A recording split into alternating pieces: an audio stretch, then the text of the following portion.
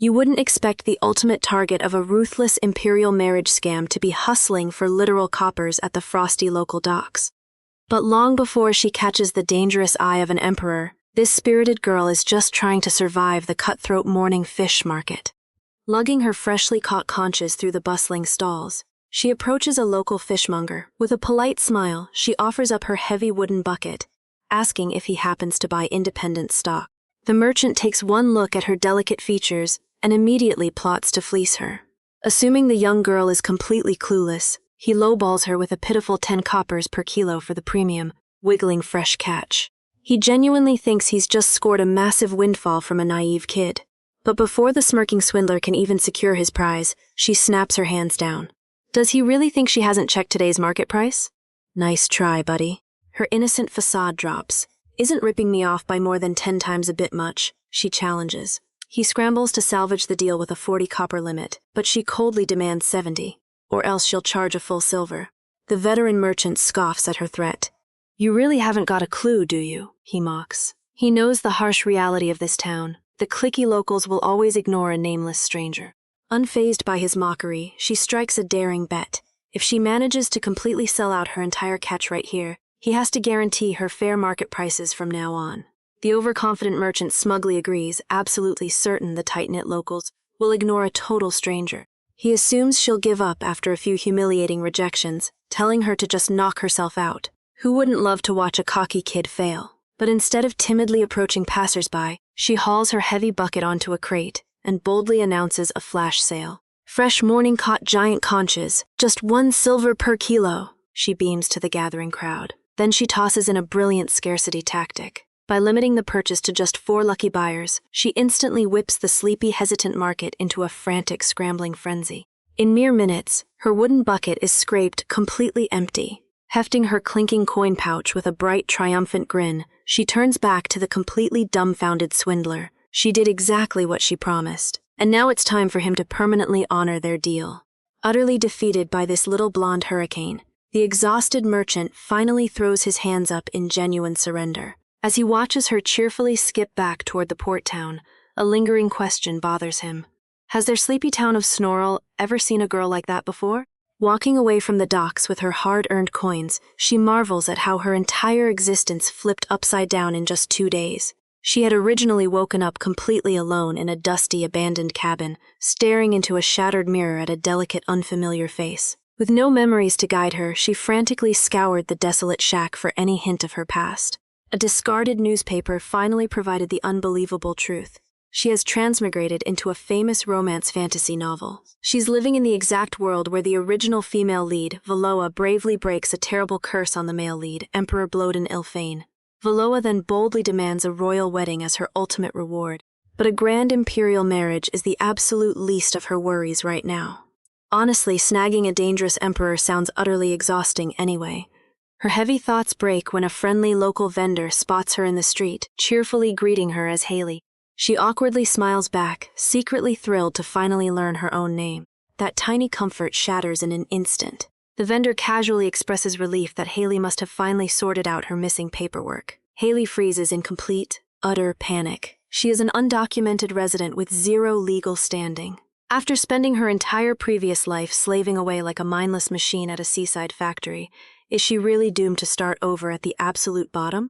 In her previous life, she literally worked herself into an early grave just to pay off her father's crushing debts.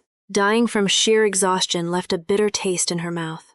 She absolutely refuses to become a penniless slave to the system a second time. Snapping out of her spiraling panic, she forces a bright smile and waves goodbye to the concerned vendor. Taking a deep, steadying breath, she reminds herself of the bright side. In this world, there are no heavy chains dragging her down. She actually has a roof over her head, even if it's just a drafty shack by the sea. With her newfound fish market funds, she can slowly repair the cabin, plant a little garden, and finally live the peaceful, completely independent life she has always dreamed of. Her optimistic daydream shatters when a sharp, desperate cry echoes from a nearby alleyway. A shady man is forcefully dragging a struggling little boy away, thinly veiling his aggression with fake promises of help. Haley freezes in horror. A blatant kidnapping is unfolding right in front of her. Watching the terrified child being pulled into the shadows, a chilling detail from the novel suddenly clicks into place. Are you kidding me? The sleepy port town of Snorrel is the exact location of the story's infamous Pied Piper incident. She remembers a crucial detail from the novel. The serial kidnappers only target isolated orphans. Messing up the original plot where the Emperor intervenes is a massive risk, but she refuses to stand by. Dropping her bucket, Haley sprints forward and wraps the terrified boy in a fierce hug. Max, there you are.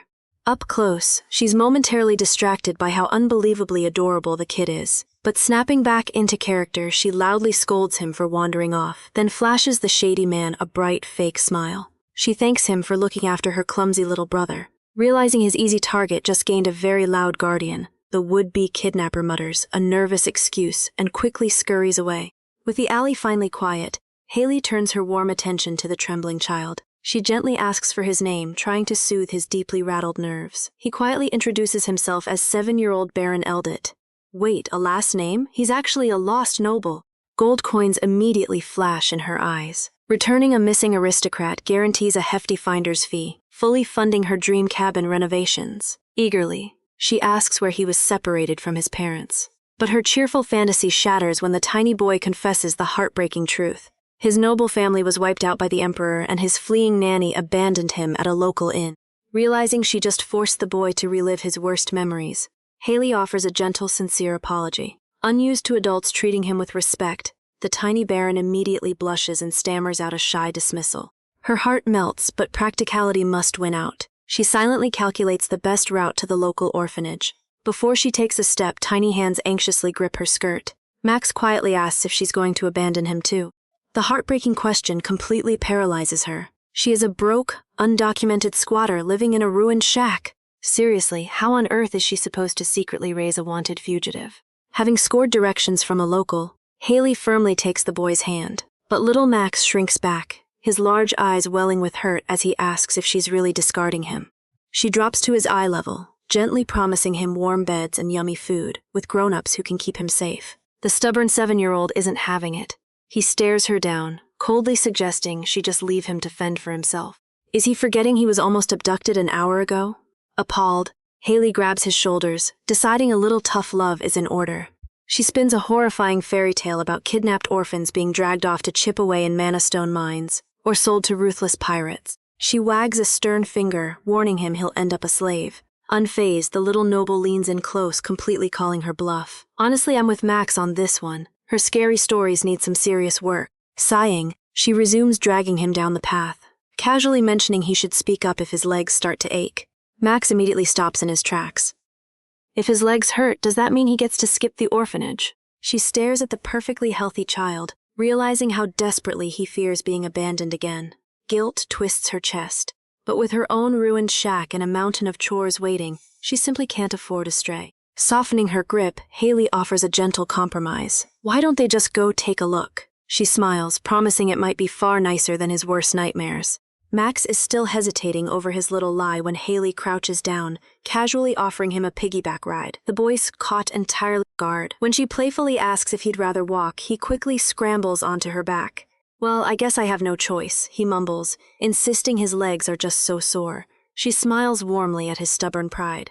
I love how easily she handles him. She tells him to hold on tight, and he buries his face in her shoulder. As evening falls, an ominous flock of crows circles their destination. When they finally arrive, the orphanage looks far more like an abandoned fortress. Heavy iron gates are secured with thick chains and massive padlocks. Peering through the forbidding bars, Haley tries desperately to stay optimistic. Surely it's only grim on the outside. Her fragile hope shatters instantly. Inside the courtyard, a vicious caretaker screams at 2 terrified, bruised little boys dressed in rags. You should be begging on your knees thanking us that you aren't slaves, the man roars, threatening to starve them. Haley freezes in horror. Her stomach drops. She pictures Max huddled on a cold floor, completely alone. Could she actually abandon a fragile child to this nightmare? A soft, timid voice pulls her from the horrifying vision. She flinches. Max tugs tightly on her hand. He peers up at the looming brick building, dread filling his eyes as he asks, "Do I really have to go in?" Looking down at the terrified boy, Haley falls completely silent. Her own situation is desperate, but leaving him here feels like a death sentence. Her decision is instant. Refusing to leave him in that hellhole, Haley firmly declares they are going home. Relief washes over Max. He practically skips down the path, eagerly asking if he can just live with her instead. Squeezing his small hand, she mentally prepares to hustle for extra coin. How hard can raising one little boy really be? But her confidence falters when they finally arrive at her beachfront shack. Max stares in absolute horror at the dilapidated ruins. When the baffled child asks how she survives in such a total dump, Haley awkwardly admits she only just moved in herself. Still, compared to the nightmarish orphanage, Max sweetly assures her this broken-down cabin is basically a luxury palace. Stepping inside the drafty interior, she sighs at the massive piles of debris. It definitely isn't a safe environment for a child yet. Throwing her shoulders back, she puts her hands on her hips, determined to scrub the place top to bottom. As the little noble wonders how they can possibly clean it all, Haley gently pats his head. She strictly forbids him from lifting a single finger. Honestly, I love how fiercely protective she is. She plops him onto a stool, telling him sitting quietly is the best help.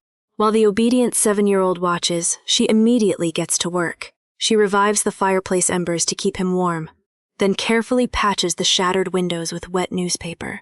Can she really build a safe, happy life for them here? Sweeping the last of the debris out the door, Haley proudly declares their sparkling new cabin complete.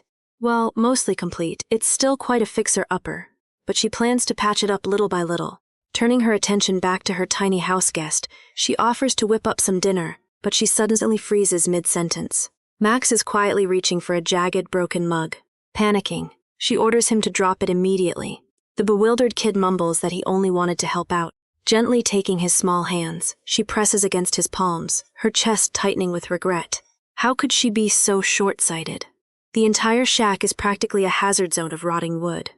She realizes she definitely should have warned the sheltered noble not to touch anything barehanded.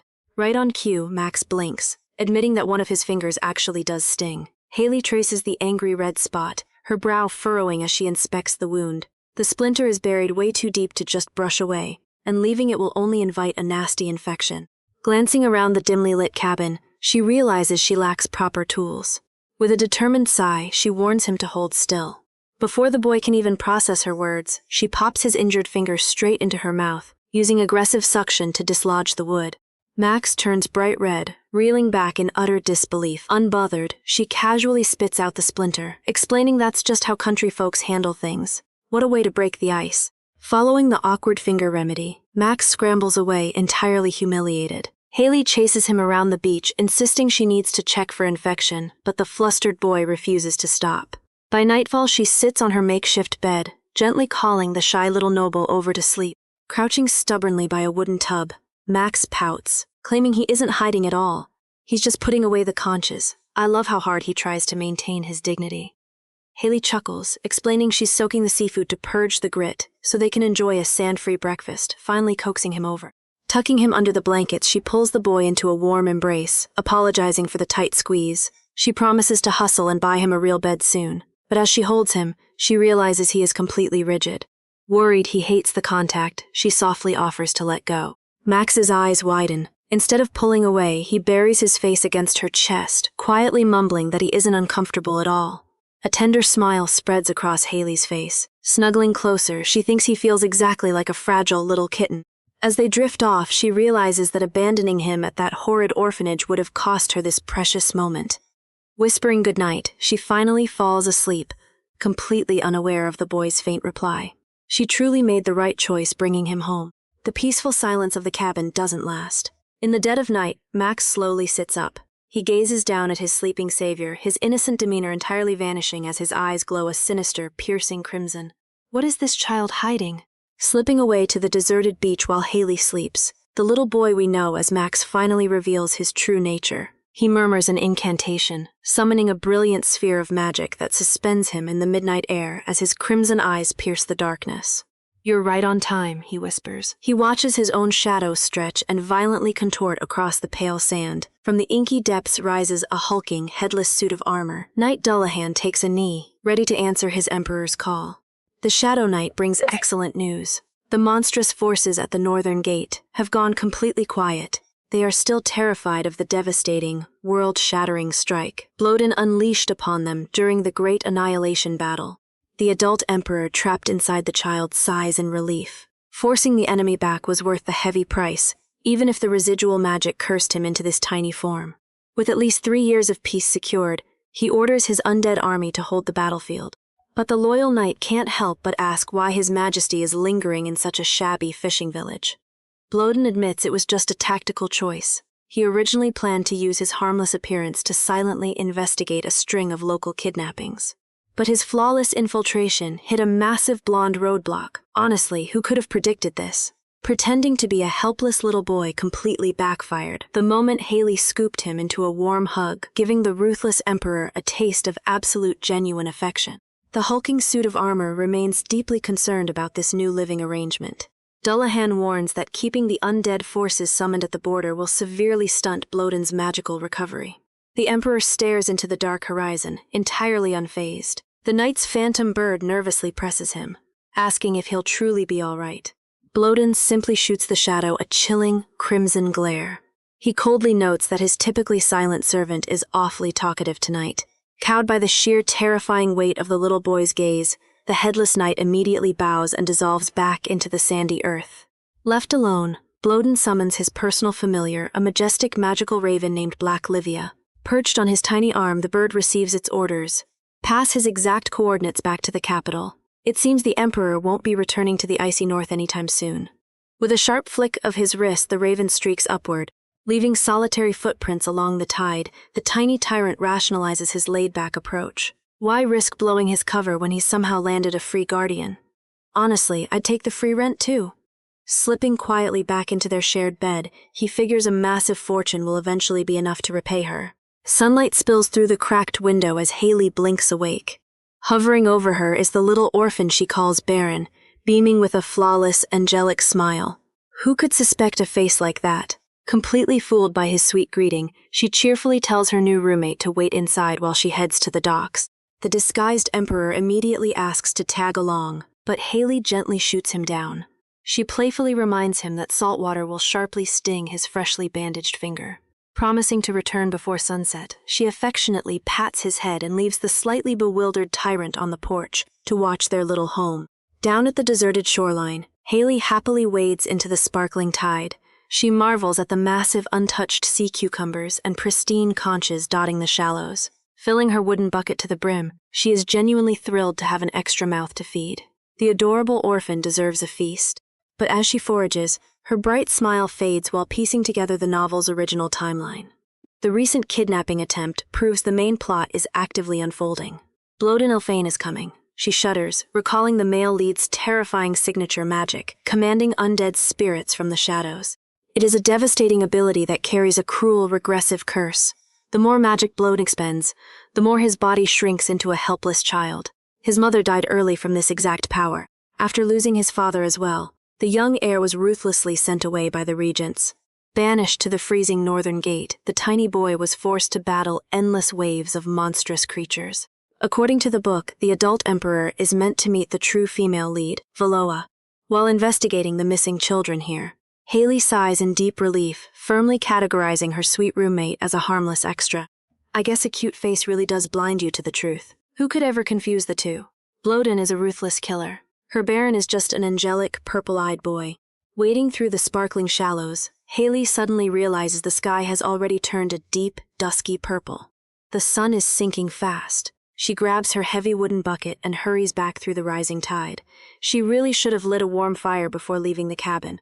Just as she reaches the dry sand, a brilliant, blinding white light suddenly flashes across the horizon. Startled by the sheer intensity of the flare, she freezes in her tracks. She traces the fading, magical glow straight back to the roof of her own little wooden house.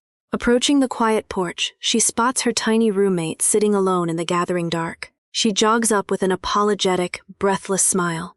Blaming herself for being late, she gently ushers the sweet boy inside before the cold evening wind can make him sick. Once they are safely indoors, she casually asks if he noticed anything strange blinking outside. Disguised Emperor doesn't miss a single beat. Staring up with wide, innocent eyes, he smoothly claims it was just a rare flash firefly from his family's old estate. He paints a vivid, convincing picture of a fist-sized bug that bursts with sudden light before vanishing into thin air. Completely fooled by his angelic face, Haley eagerly listens as the little orphan casually offers to tame one of the rare creatures just for her. He points out how incredibly convenient a glowing companion would be for navigating the dark and catching fish. In reality, the ruthless tyrant is quietly considering attaching a magical Ignis spirit to his new caretaker. I mean, if he's crashing here, he might as well boost her productivity. Haley admits a magical light would be amazing for night fishing. Bloden braces himself, fully expecting her to greedily demand the creature right away. Instead, she gently pats his head. She refuses to let a child overwork himself on her behalf, showering him in sweet praises while the tiny tyrant stands utterly baffled. As she cheerfully pivots to preparing dinner, the disguised emperor watches her in silent shock. Why wouldn't she just use him? Every adult he has ever known only cared about satisfying their own selfish interests. This poor, cheerful commoner is truly different. He remembers the desperate way she shielded his body during the kidnapping. She willingly dragged a supposed street orphan into her tiny home, taking full responsibility for his life, despite her own miserable financial circumstances. The sweet aroma of cooking fish fills the little cabin. Haley calls her new roommate over to the table, flashing a bright, unbothered smile. I guess genuine kindness really is the ultimate weapon. Even a cold-blooded ruler is left defenseless. Stepping forward into the warm light, Bloden makes his final tactical decision. For the time being, he will keep his identity a strict secret and quietly let this strange woman raise him. Of course, his dignified resolve shatters immediately when she scoops him up, enthusiastically squishing her little kiddo in another suffocating hug. At the bustling morning market, Haley cheerfully presents her fresh daily catch to the local fishmonger. Mr. Ben is absolutely thrilled. He claims her top-tier conchs have all his regulars singing praises. Noticing the small boy hiding at her side, the merchant kindly prompts an introduction. This earns a very brief, polite greeting from the disguised emperor, who is still getting used to acting like a normal kid. While Mr. Ben gushes over Haley's incredible fishing skills, she casually promises to bring in something even better next time. Blue crabs. Earning a hefty pouch of coins for her hard work, she takes Baron's tiny hand and promises to keep delivering premium goods. Honestly, I love seeing our resourceful girl hustle for her family. Watching the duo leave, the seasoned merchant is left utterly bewildered. He can't fathom how she plans to catch elusive night-crawling crabs without a single trap. As little Baron complains of a rumbling tummy, Mr. Ben breaks into a cold sweat, a literal death wish. He sincerely prays the cheerful blonde isn't reckless enough to dive straight into the pitch-black, freezing sea. With heavy pockets and empty stomachs, the makeshift siblings embark on a much-needed shopping spree. While Haley mentally lists off heavy diving gear and toiletries, the 7-year-old takes charge of their kitchen needs. He knows exactly what to look for. Without missing a beat, Baron expertly inspects and picks out a sturdy cooking pot alongside a polished ladle. Their woven basket soon overflows with shiny new daily necessities. Wiping a satisfied bead of sweat from her brow, Haley beams brightly over staying perfectly under budget. Looking up at her with genuine unmasked affection, Baron warmly praises her surprising meticulousness. She playfully scolds the little rascal for his cheeky compliment. Has the cursed tyrant finally found a warm place to call home? Before leaving the bustling market stalls, Haley pauses to ask if her tiny companion wants anything for himself. After a moment of thought, Baron carefully selects a simple empty glass jar. When the curious fisherwoman asks what he plans to use it for, he cheekily declares it a secret. She just laughs and buys it anyway. With their errands finally complete, they begin the long trek toward home. Seeing Haley sweat under the weight of the overflowing woven basket, the little boy immediately offers to carry the heavy load. She gently refuses, reminding him of his size. However, the child stubbornly insists he possesses plenty of strength. Does he really think his tiny arms can handle all those heavy groceries? Assuming he'll just struggle adorably and give up, the amused blonde decides to humor him. She hands over the wooden handles, gently warning the boy to be careful so he doesn't hurt himself. To her utter shock, Baron snatches the massive basket and hoists it completely over his head without breaking a single sweat. He cheerfully shows off his effortless feat, complaining only about his short height. Honestly, I'd be just as frozen in disbelief if a 7-year-old casually outlifted me. Snapping out of her icy stupor, the bewildered fisherwoman demands to know how a child got so unbelievably strong. Realizing his magical slip-up, the disguised emperor quickly crafts a convenient lie. He claims the fallen Eldit family produced generations of fierce knights, passing down superior physical power to their heirs. It sounds plausible enough, but the pieces are starting to paint a terrifying picture.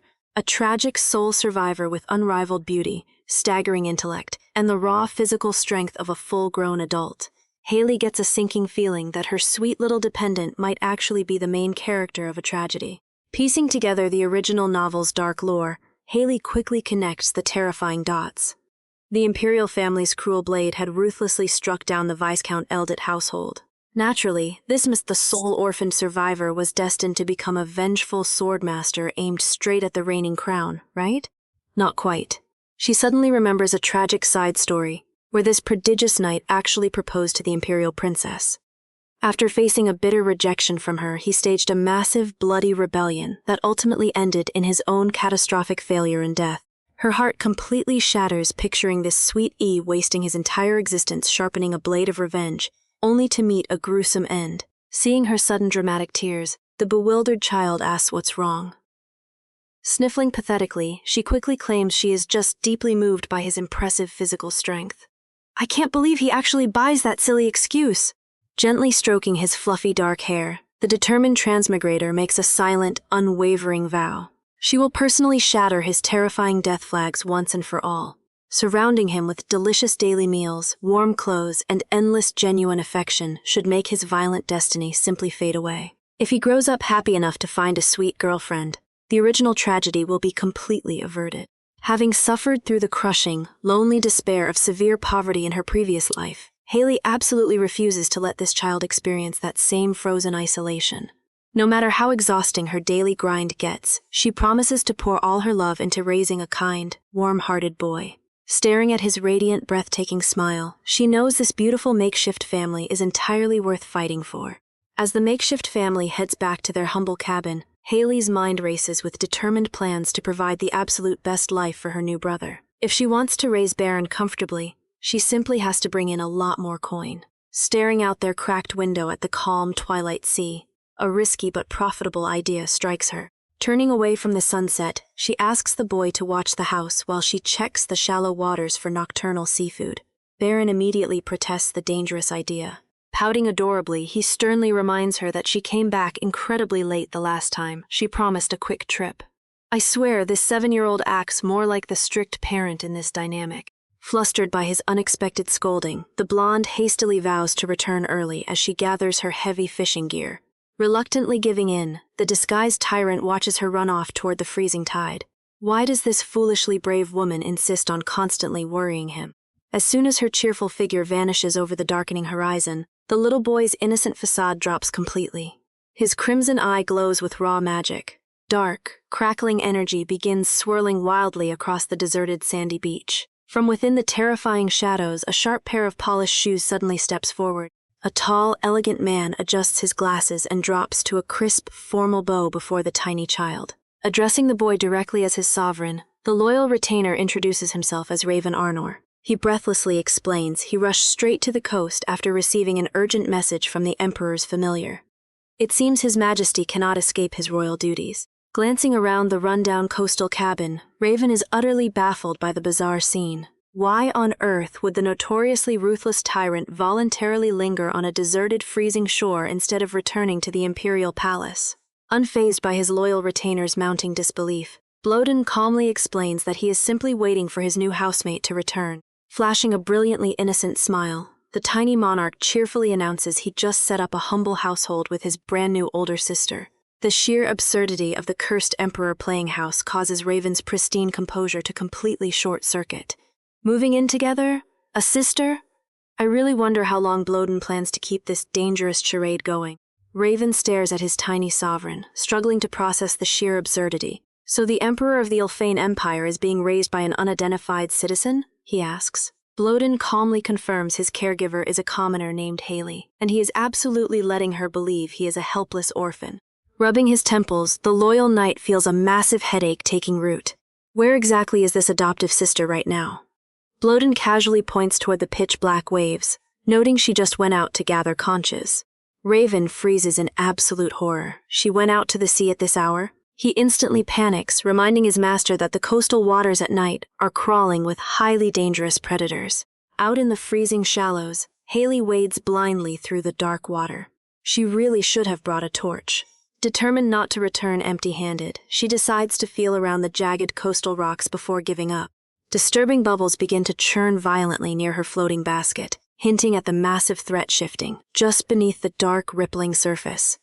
She is completely unaware of the danger circling her feet. Spotting a dark lump emerging, Haley cheerfully assumes she just tripped over a giant conch. She bends down, entirely oblivious to the towering sea slime rising at her back. Seriously, look behind you. She actually wonders why the local villagers leave this fantastic foraging spot untouched. Back on the beach, Raven practically sweats bullets over the roaming slimes. But Bloden doesn't even blink. Flashing a chillingly bright smile, the little emperor asks a pointed question. Raven, what is the sea slime's weakness? Looking at that sinister grin, the knight suddenly realizes the monsters are the ones in danger. Just as a massive, threatening shadow breaches the rippling surface directly beneath her feet, a tiny glass jar resting inside her floating basket suddenly erupts into a blinding, magical light. Haley violently flinches back, completely stunned as the intense glare floods the pitch-black shallows. She slowly lowers her hands, completely unaware that the sudden flash just saved her life. The towering sea slime absolutely despises illumination. Sizzling and shrinking under the radiant brilliance, the monstrous jelly quickly slithers away in defeat, dissolving back into the murky ocean depths. Clueless about her narrow escape from being a monster's midnight snack, Haley simply marvels at the glowing glass. Is this perhaps the flash firefly Baron mentioned? She whispers in awe. Her heart melts at her sweet little brother's adorable thoughtfulness.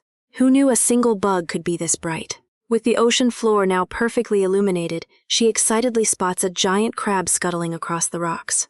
Honestly, her sheer oblivious optimism while surrounded by deadly waters is kind of impressive. Safely on the shore, Raven drags an exhausted hand down his face, finally answering the Emperor's twisted trivia question. Sea slimes abhor strong light. Bloden casually agrees, noting that while the blood-sucking leeches are utterly trivial to him, they're undeniably lethal to a fragile human. Stepping into full lecture mode, the loyal knight stares at his tiny sovereign in absolute disbelief.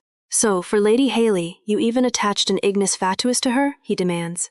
The disguised ruler just shrugs his tiny shoulders. He obviously couldn't let his diligent new caretaker die tonight. But Raven's headache only worsens at the casual confession. Ignis isn't just some harmless glowing bug in a jar. It is a terrifying, high-ranking elemental spirit capable of commanding legions. Has the cursed emperor completely lost his royal mind? Desperate to reason with his stubborn ruler, Raven issues a dire warning about the immense magical toll. Constantly summoning powerful entities like the Undead Legion or elemental spirits will drastically delay Bloden's return to his true adult form. The little emperor doesn't care. Reaching his tiny hand toward the dark sky, he casually commands the high earth spirit Cayman to awaken. The coastal ground violently trembles as a tiny sprout rapidly gives way to a colossal stone golem erupting from the midnight soil. Looking at this intimidating marvel of magic, what grand earth-shattering mission does the supreme ruler have for this legendary titan? He points directly at Haley's dilapidated cottage. Bloden orders the towering giant to secretly reinforce the rickety foundation, fix up the yard, and then shrink down into a harmless pebble to avoid waking her. Raven adjusts his glasses in profound disbelief. Is his sovereign really using a sacred earth spirit for mundane home repairs? Before the exhausted knight can fully process this domestic absurdity, Bloden decides one mythical servant simply isn't enough.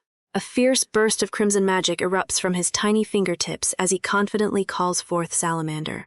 Instead of a terrifying beast of fiery destruction, the mythical elemental manifests as an adorable squeaking little lizard. It eagerly bounces onto Bloden's palm, affectionately nuzzling against his soft cheek like a needy puppy. Gently petting the warm creature, the disguised ruler quickly assigns its next vital royal mission.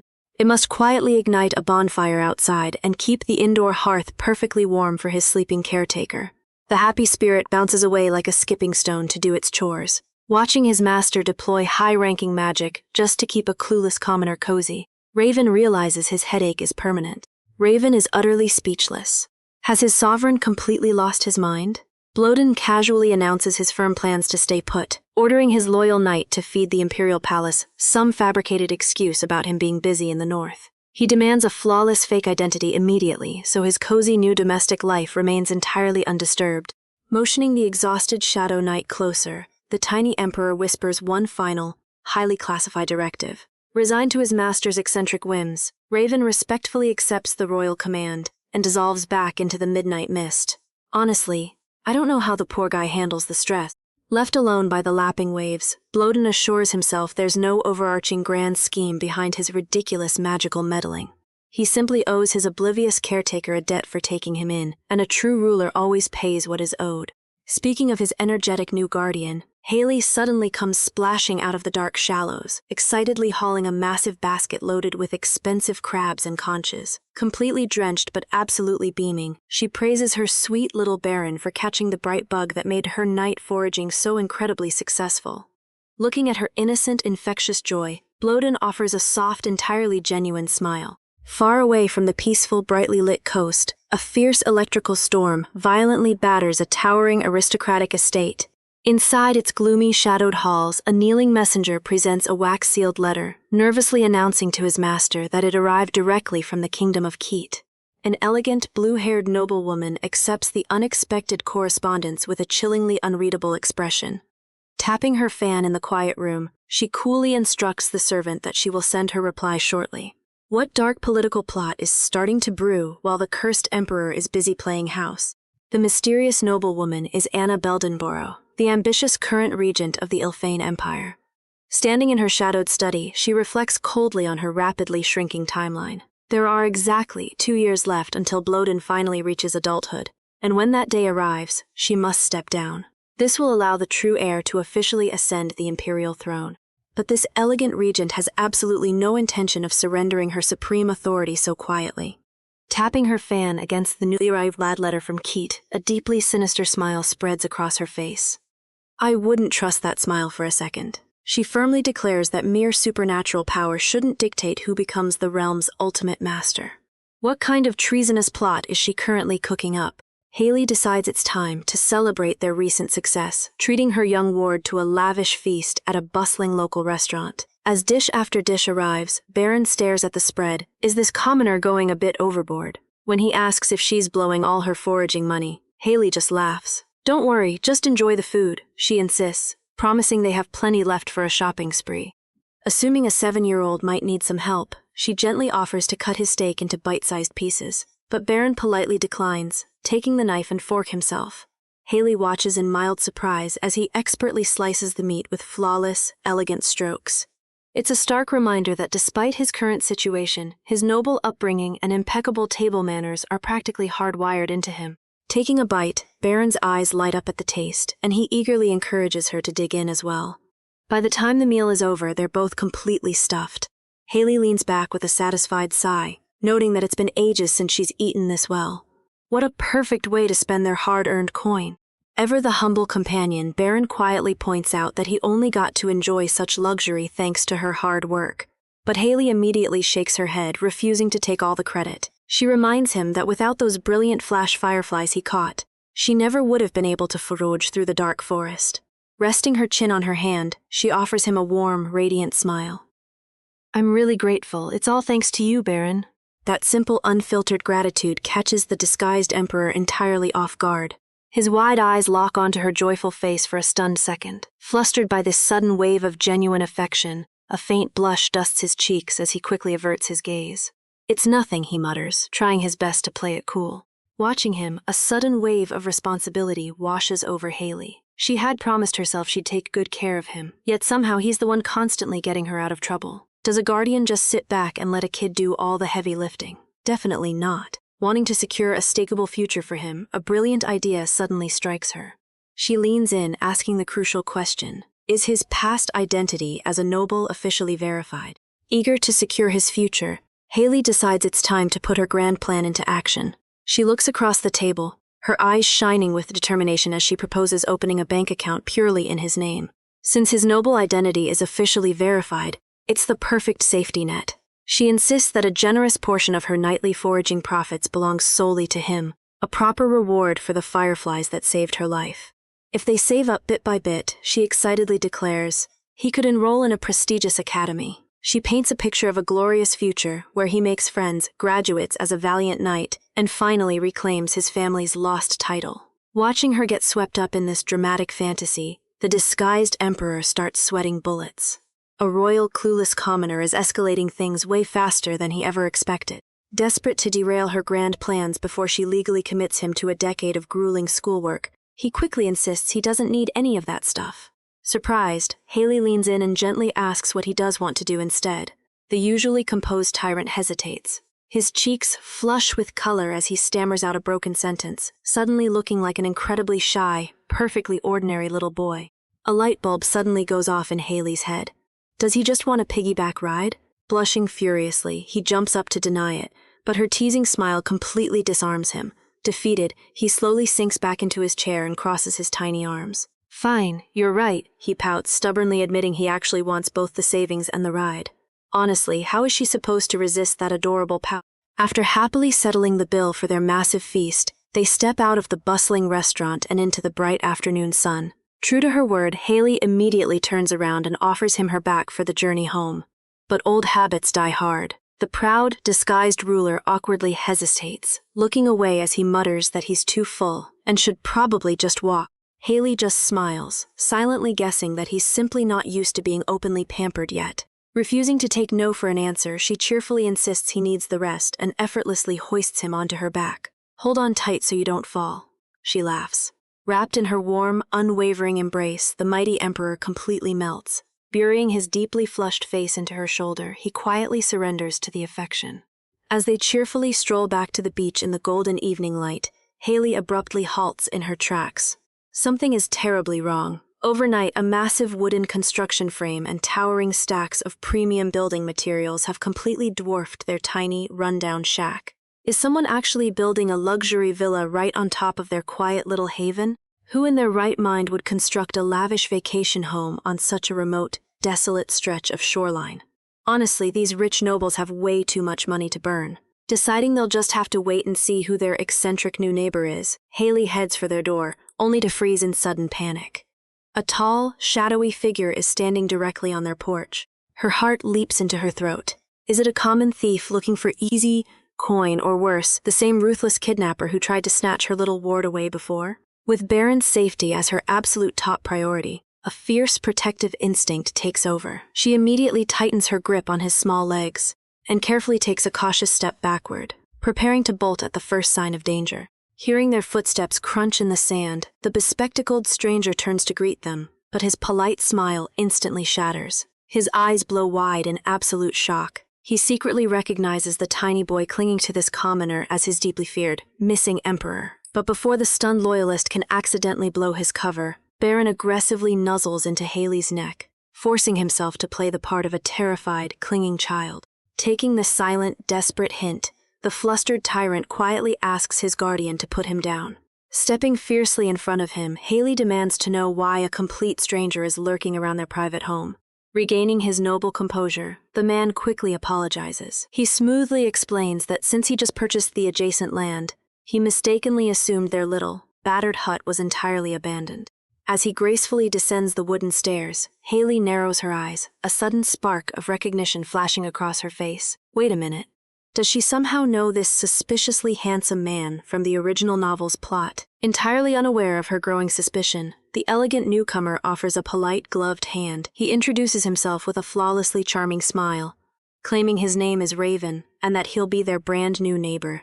Meeting his disarming smile, Haley doesn't immediately relax, keeping Baron tucked safely by her side. Can she really trust this suspicious aristocrat suddenly building a massive mansion right next door? One thing is absolutely certain. Their quiet, peaceful beach life is officially over. Stepping outside, Haley formally meets her new neighbor. She instantly recognizes his striking features. Long black hair, framed glasses, and sharp green eyes. They are an exact match for Raven Arnor, the deeply inscrutable aide to the novel's original male lead. Could this really just be a coincidence? When she tests the waters by asking if he is the famous knight, he smoothly deflects the suspicion. Laughing, he claims it is a frequent misunderstanding across the empire and insists he is nothing more than a humble merchant by trade. Haley decides to play along, gracefully apologizing for the mix-up. She changes the subject to the massive construction site, assuming he intends to build a magnificent estate. Before Raven can finish bragging about his future mansion, little Baron bluntly points out that the foundation is exactly the size of their tiny shack. Caught in a corner, a sweating Raven stammers that he is only building a small cottage and simply overestimated the materials. The young boy doesn't let up, crossing his arms and sharply demanding to know what the merchant plans to do with all the extra supplies. Horrified by Baron's incredibly informal disrespect toward a grown adult, Haley frantically pulls him back to scold him. Seriously, kids these days have absolutely zero filter. Staring up with wide eyes, Baron genuinely doesn't understand why he should show polite manners to a total stranger. Haley rubs her temples in distress. She suddenly remembers that the boy is actually a high-ranking noble who has never had to bow his head to anyone except his own parents. Even so, she vows to correct his attitude right now, before he grows up into an unbearable tyrannical brat. Haley immediately crouches down to sternly lecture the boy about using proper polite manners with adults. But her well-meaning lesson backfires in a split second. Baron simply turns to the disguised knight and cheerfully demands to know if his casual attitude is actually a problem, nearly giving a horrified Haley a heart attack. She bows repeatedly in a frantic apology, fully expecting the merchant to be deeply offended. Instead, Raven just waves his hands in mild amusement. He smoothly insists that he doesn't mind the blatant disrespect at all. In fact, having the little boy speak so casually makes him feel like they're truly becoming friendly neighbors. While Baron smugly revels in his undeniable victory, Haley sighs in defeat and formally introduces them both. Raven accepts her handshake with a remarkably warm smile. He thoughtfully repeats the names Haley and Baron, openly looking forward to whatever chaotic interactions come next. Back inside their cozy little shack, Haley happily concludes that their unexpected neighbor is actually incredibly generous. She hopes out loud that Baron will grow up to be just as wonderful of a man. Seriously, if she only knew who she was talking to. Unsurprisingly, that blind praise completely ruins the disguised emperor's appetite. Wonderful? That man? Baron glares a fiery hole into the wall while Haley remains blissfully oblivious to his boiling jealousy. He only summoned his most capable subordinate next door to act as a convenient manual laborer. The knight is supposed to be doing chores, not acting like a charming distraction. Pushing his royal annoyance aside, a brand new day dawns with a massive checklist to tackle. Haley enthusiastically rallies her tiny companion, stepping out into the bright sunshine fully equipped. Armed with heavy boots, a sturdy rake, and a wide-brimmed straw hat, she is completely ready to conquer the fields. Haley is incredibly hyped to tackle her ambitious gardening checklist, already dreaming of the delicious, fresh vegetable stews she'll soon be able to cook for them. She enthusiastically raises her heavy rake into the air, fully ready to transform this barren dirt into a thriving seaside farm. Let's get to work. She starts off strong, carefully drawing out the boundaries of her new plot in the dirt and staking the corners with sturdy branches. Stepping back to admire the neatly marked square sitting right next to their little shack, she feels an undeniable surge of pride. The easy part is done, but harsh reality strikes back the second she actually swings her hoe. The heavy metal tool violently ricochets off a hidden obstacle, sending agonizing shockwaves straight up her arms. She vibrates in place, unleashing a completely silent scream of agony, while little Baron watches her in sheer helpless panic. Digging through the disturbed soil, she uncovers a massive, solid chunk of stone. Scanning the horribly uneven terrain, it suddenly makes perfect sense why this particular stretch of coastal land was abandoned. Still, she absolutely refuses to give up her peaceful domestic dreams over a little bit of stubborn rubble. Gritting her teeth, she goes right back to hacking away at the unforgiving earth. But it's an impossible battle. For every single inch of real progress she manages to make, her tools painfully ring out against endless layers of buried stone beneath the hot, punishing glare of the morning sun. Before long, her initial burst of sunny confidence completely evaporates, leaving her a panting, trembling mess. Collapsing flat onto the ground in total defeat, she desperately longs for the miraculous conveniences of her past life. Seriously, where is a friendly neighborhood farmer with a heavy-duty tractor when you really need one? Watching her struggle, a bewildered Baron asks if she really plans to clear the massive plot all by herself. When Haley insists she has to grow enough crops to both eat and sell, the young boy puffs out his chest. He proudly declares that he is incredibly strong and eagerly offers to help her dig. Despite her mounting exhaustion, Haley firmly draws a line. She absolutely refuses to let a tiny child do such grueling manual labor. Shooing him away to go play inside, she promises to handle the heavy lifting herself. Baron quietly accepts her decision, though he warns her not to overdo it. But overdoing it is basically her only option if they want to survive. She goes right back to swinging her heavy hoe under the hot sun. Her tool painfully strikes yet another massive boulder buried in the unforgiving dirt, while the disguised emperor watches her stubborn efforts in silence. By evening, her grand farming dreams are completely crushed. Haley collapses face first onto her mattress, groaning in total agony. She tearfully realizes that her previously starved body simply doesn't have the stamina for this yet. Honestly, I'm amazed she lasted the whole afternoon. Barely able to keep her eyes open, she apologizes to a deeply concerned Baron and tells him to eat without her. Her aching limbs feel like lead. She knows she still needs to forage for food and run errands, but she simply can't move a single muscle. Drifting off into an exhausted, heavy slumber, she desperately hopes she will feel fine once morning comes. Instead of peaceful rest, she plunges straight into a suffocating nightmare. Roaring, violent flames surround her in the oppressive heat. Desperate, echoing cries for a lord shatter the thick air, begging someone to wake up. Does this body hide a dark past? Her eye shoots open in sudden, breathless terror. The oppressive heat of a blazing inferno violently surrounds her as massive stone pillars collapse into the roaring fire. A mysterious blonde woman in a delicate blue gown stands completely frozen amidst the devastating destruction. When the terrifying vision finally clears, the twisted nightmare only deepens. A deeply disoriented Haley suddenly finds herself wearing an unfamiliar, elegant floral gown instead of her usual dusty rags. She stares blankly ahead, completely lost in her own panic. Where on earth is she?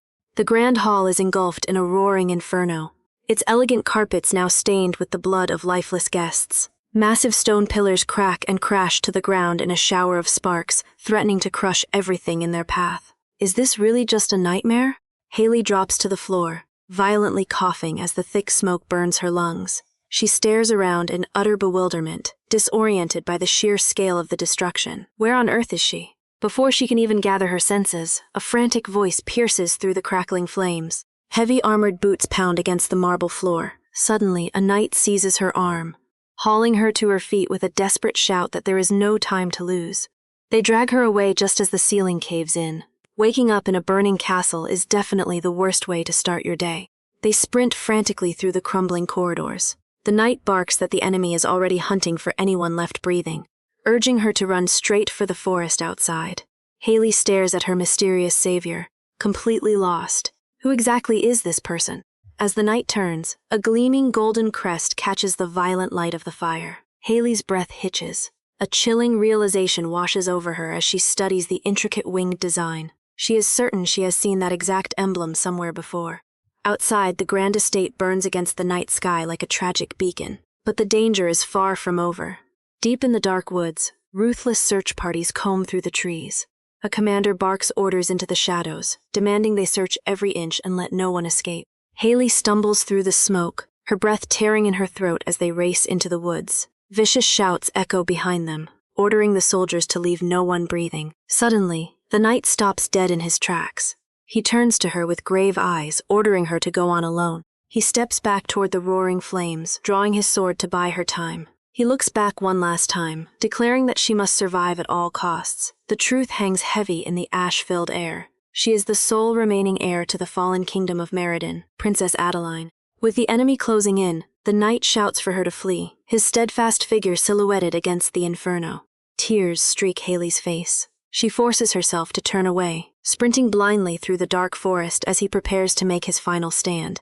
"Please, you must live," he whispers softly, right before the raging fire swallows him whole. I can't even imagine carrying that kind of survivor's guilt. Haley's eyes snap wide open with a sharp gasp. She bolts upright in bed, bathed in warm morning sunlight. Was it all just a dream? A timid voice suddenly breaks through her lingering panic. Little Max peeks over the edge of the mattress, his wide purple eyes filled with worry. He holds out a clean towel, explaining that she had been tossing and groaning miserably in her sleep. Still disoriented, she accepts the cloth to wipe the cold sweat from her forehead. As her racing heart finally begins to slow, a strange realization hits her. The exhausting soreness that weighed her down last night has completely vanished. Her body actually feels miraculously light. Max proudly puffs out his little chest, announcing he's been diligently massaging her shoulders since the crack of dawn. Honestly, who knew a tiny 7-year-old was the absolute best cure for transmigration fatigue? Haley warmly thanks him. Yet, as his small hands work away her soreness, her mind inevitably drifts back. Was that burning castle and the knight's mysterious crest really just a passing dream? Shaking off her lingering unease, she takes Max out to a sprawling used bookstore in town. She brightly offers to buy him anything he likes. She figured a simple bedtime story might be a nice, normal treat for the boy. Max tilts his head, a little surprised by the gesture. He quickly grabs a standard fairy tale volume from the nearby stack. While he wanders off to browse some more, Haley scours the tall wooden shelves for her own reading material. Relying solely on her fragmented memories of the original novel is starting to feel incredibly risky. She pulls out a thick history volume. Learning the actual, grounded facts of this empire might just save her life later down the line. Across the dusty aisle, a massive tome, resting on a high shelf, completely catches Max's eye. He trots back over to her, struggling to hold it up as he asks if she can buy it. Haley freezes in utter shock. The kid is casually lugging a heavy, ancient-looking grimoire that is thicker than his own torso. It is entirely filled with bizarre, unreadable foreign diagrams. Seriously, are all noble children casually learning complex foreign languages before they even hit puberty? Sweating nervously, she asks him what on earth this dense, intimidating book is actually about. Max just stares at her blankly. He softly mutters that it is just a book about frogs. Max stares her dead in the eye and insists that since there are many frogs in the world, one must be properly informed to catch them all. Utterly baffled by this tiny child's intense dedication to amphibians, Haley just sighs in defeat and pays for the massive tome. As they stroll back through the sunny market streets, Max hugs the heavy grimoire to his chest like a priceless treasure. Haley glances down at her tiny companion. She softly asks what exactly makes him love frogs so much. Is it just a boyish phase? His little face completely lights up. He enthusiastically rattles off facts about cool giant toads and flashy poison dart frogs, even doing an adorable hop. Ribbit, ribbit, he cheers before his eyes widen and he abruptly freezes mid-croak. Baron Eldit looms right in front of them. Max breaks into a cold sweat as the tall man smirks, teasingly noting he had no idea the boy was such a frog enthusiast. Haley, completely oblivious to their intense silent standoff, warmly greets the disguised emperor. When Haley innocently brings up the new book, Eldit raises a confused eyebrow. A panicked Max shoots his master a desperate, pleading glare. Catching on without missing a beat, the Baron flips open the dark text and smoothly lies that it is indeed a complex foreign encyclopedia on frogs. He even fully commits to the absurd bit, pointing to a random diagram and lecturing them about a rare northern breed that falls prey to monsters. Haley is genuinely impressed. She assumes the child is bravely studying the freezing northern territories, home to the Empire's terrifying monster gates. But wait, why would a polished noble like the Baron ever visit such a harsh, dangerous place? Never one to break character, Eldit smoothly invents another massive lie. He solemnly explains that every verified imperial citizen between 15 and 40 must complete a mandatory 5-year military service at the northern monster gates. Haley is absolutely floored. Mandatory conscription wasn't mentioned anywhere in the original novel. How on earth did she miss a plot point this huge? As little Max nervously clutches his forbidden grimoire, waiting for her to snap, Haley's imagination completely runs away with her. She tearfully pictures the elegant Baron freezing in the thick snow, bravely saluting in a camouflage uniform just to serve his country. Wait, does he actually have to enlist right now? The devastating rumor about the mandatory northern draft leaves Haley completely rattled. Her heart aches at the mere idea of her new neighbors being forced onto a freezing, brutal battlefield. Trying to comfort her, little Max bravely puffs out his chest, vowing to protect everyone when he grows up. Her anxiety only deepens. He's just a young child. How could anyone send him into danger? Her grim thoughts spiral until Eldit steps out of the shadows, silently shutting down the boy's chatter. The disguised emperor quickly pivots the conversation, catching Haley totally off guard. Would she share a celebratory lunch with him? He announces his move-in will be finished in 2 days, and politely insists on treating her to the meal himself. Haley hesitates, feeling guilty about letting him cook while he's busy unpacking. Before she can gracefully decline, Max enthusiastically brags, "Our Nuna is an amazing cook." Never missing an opportunity, the Emperor smoothly agrees to let her handle lunch instead. Seriously, these two play her like a fiddle. Now she has to prepare a feast. That night, the quiet magic of this fantasy world finally gives her a moment of peace. Haley carefully corks a glowing glass jar, absolutely mesmerized by her new little companion, Searchy. The captured firefly emits a warm, soothing light. It turns out these insects are highly intelligent. Even if they wander far, they'll come back to you when you call their name, Max explains proudly. She can't believe how easy it is to tame fantasy creatures. With her pet settled, her primary duty calls. Max is already tucked under the covers, clutching his latest purchase. Smiling warmly, Haley cracks open the very text that started all this trouble. A picture book about the mysterious Northern Gate. The ancient picture book opens with the tragic tale of a legendary hero born with godlike power, uniquely capable of commanding legions of demons and spirits. But this incredible gift carried a devastating price. The more he utilized his magic to defend the realm, the more his physical form faded away, leaving him entirely invisible to normal people. Forging ahead alone into the bitter winter winds, the unseen boy continuously fought back the monstrous hordes pouring from the frozen northern gate. Enduring countless brutal battles in complete and utter isolation, he willingly sacrificed his own existence just to protect the empire from absolute ruin. The story abruptly concludes with a brightly drawn castle, cheerfully declaring that thanks to his endless lonely battles, the kingdom's citizens lived happily ever after. Haley stares at the final page. She is completely baffled. Seriously, what kind of messed up children's fairy tale is this? She gently closes the heavy cover, promising Max they will definitely pick a much better bedtime story tomorrow. But the little boy doesn't understand her deep hesitation. Looking up from his pillow, he innocently argues that it's a perfectly happy ending if everyone else gets to live in peace. Haley's heart aches at his terrifyingly practical logic. "Don't you think the hero would be lonely?" she asks softly. Even surrounded by powerful spirits, the savior was still human, and humans fundamentally need genuine connection. Max thoughtfully considers her words before finally drifting off to sleep. Lying beside him in the quiet dark, she wrestles with the grim moral of the story. Sure, if one person sacrifices themselves, the vast majority gets to survive. Maybe that cold calculation isn't entirely wrong on a grand scale. She tightly grips her blanket. But is that truly enough for the one left suffering alone? Breaking through her grim, spiraling thoughts, little Max snuggles closer and pulls her into a sudden, tight embrace. Pressing his ear to her chest, the boy murmurs that he can hear her heartbeat. He whispers how incredibly warm and safe she feels, admitting he never wants to let go. Haley's expression softens as she returns the embrace. She gently explains that this simple, comforting connection is exactly what the isolated savior in the book desperately needed. No matter how powerful the hero was, he was still human. Condemning him to suffer alone in the freezing winter is just entirely too cruel. Instead of a tragic sacrifice, she spins a much kinder conclusion for the little boy. What if the demonic gate completely disappeared? Could a hard-won peace finally allow the lonely warrior to live happily alongside the very citizens he protected? She thinks that would be a truly beautiful fairy tale ending. Once Max's breathing deepens into sleep, Haley's gaze drifts out the window toward the neighboring cabin. Her rewritten story was never just about an old book. It's a quiet, desperate prayer for Baron Eldit. Hoping to spare him from a miserable fate in the draft, she whispers a soft goodnight to the dark. But the peaceful night is incredibly deceptive. The very second Haley falls entirely asleep, her supposedly innocent little charge quietly slips out the front door. Wandering into the cool air, Max surveys her messy, unplowed yard with a remarkably critical, mature eye. With a sudden burst of dark magic, a glowing rock golem sprouts straight from the soil. Max casually orders the summoned spirit to clear out all the debris and haul in high-quality farming dirt before dawn. Seriously, what kind of ordinary 7-year-old commands his own magical landscaping crew?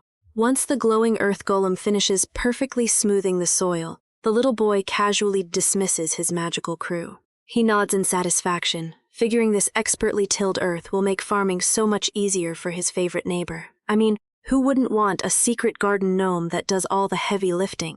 But as he stands alone in the cool night air, his mature facade falters. He knows that Twisted Fairy Tale wasn't just a harmless bedtime story. It was a calculated piece of propaganda crafted by the ambitious Regent Anna, brainwashing the Empire's children into believing the cursed heir's grim destiny is a noble necessity.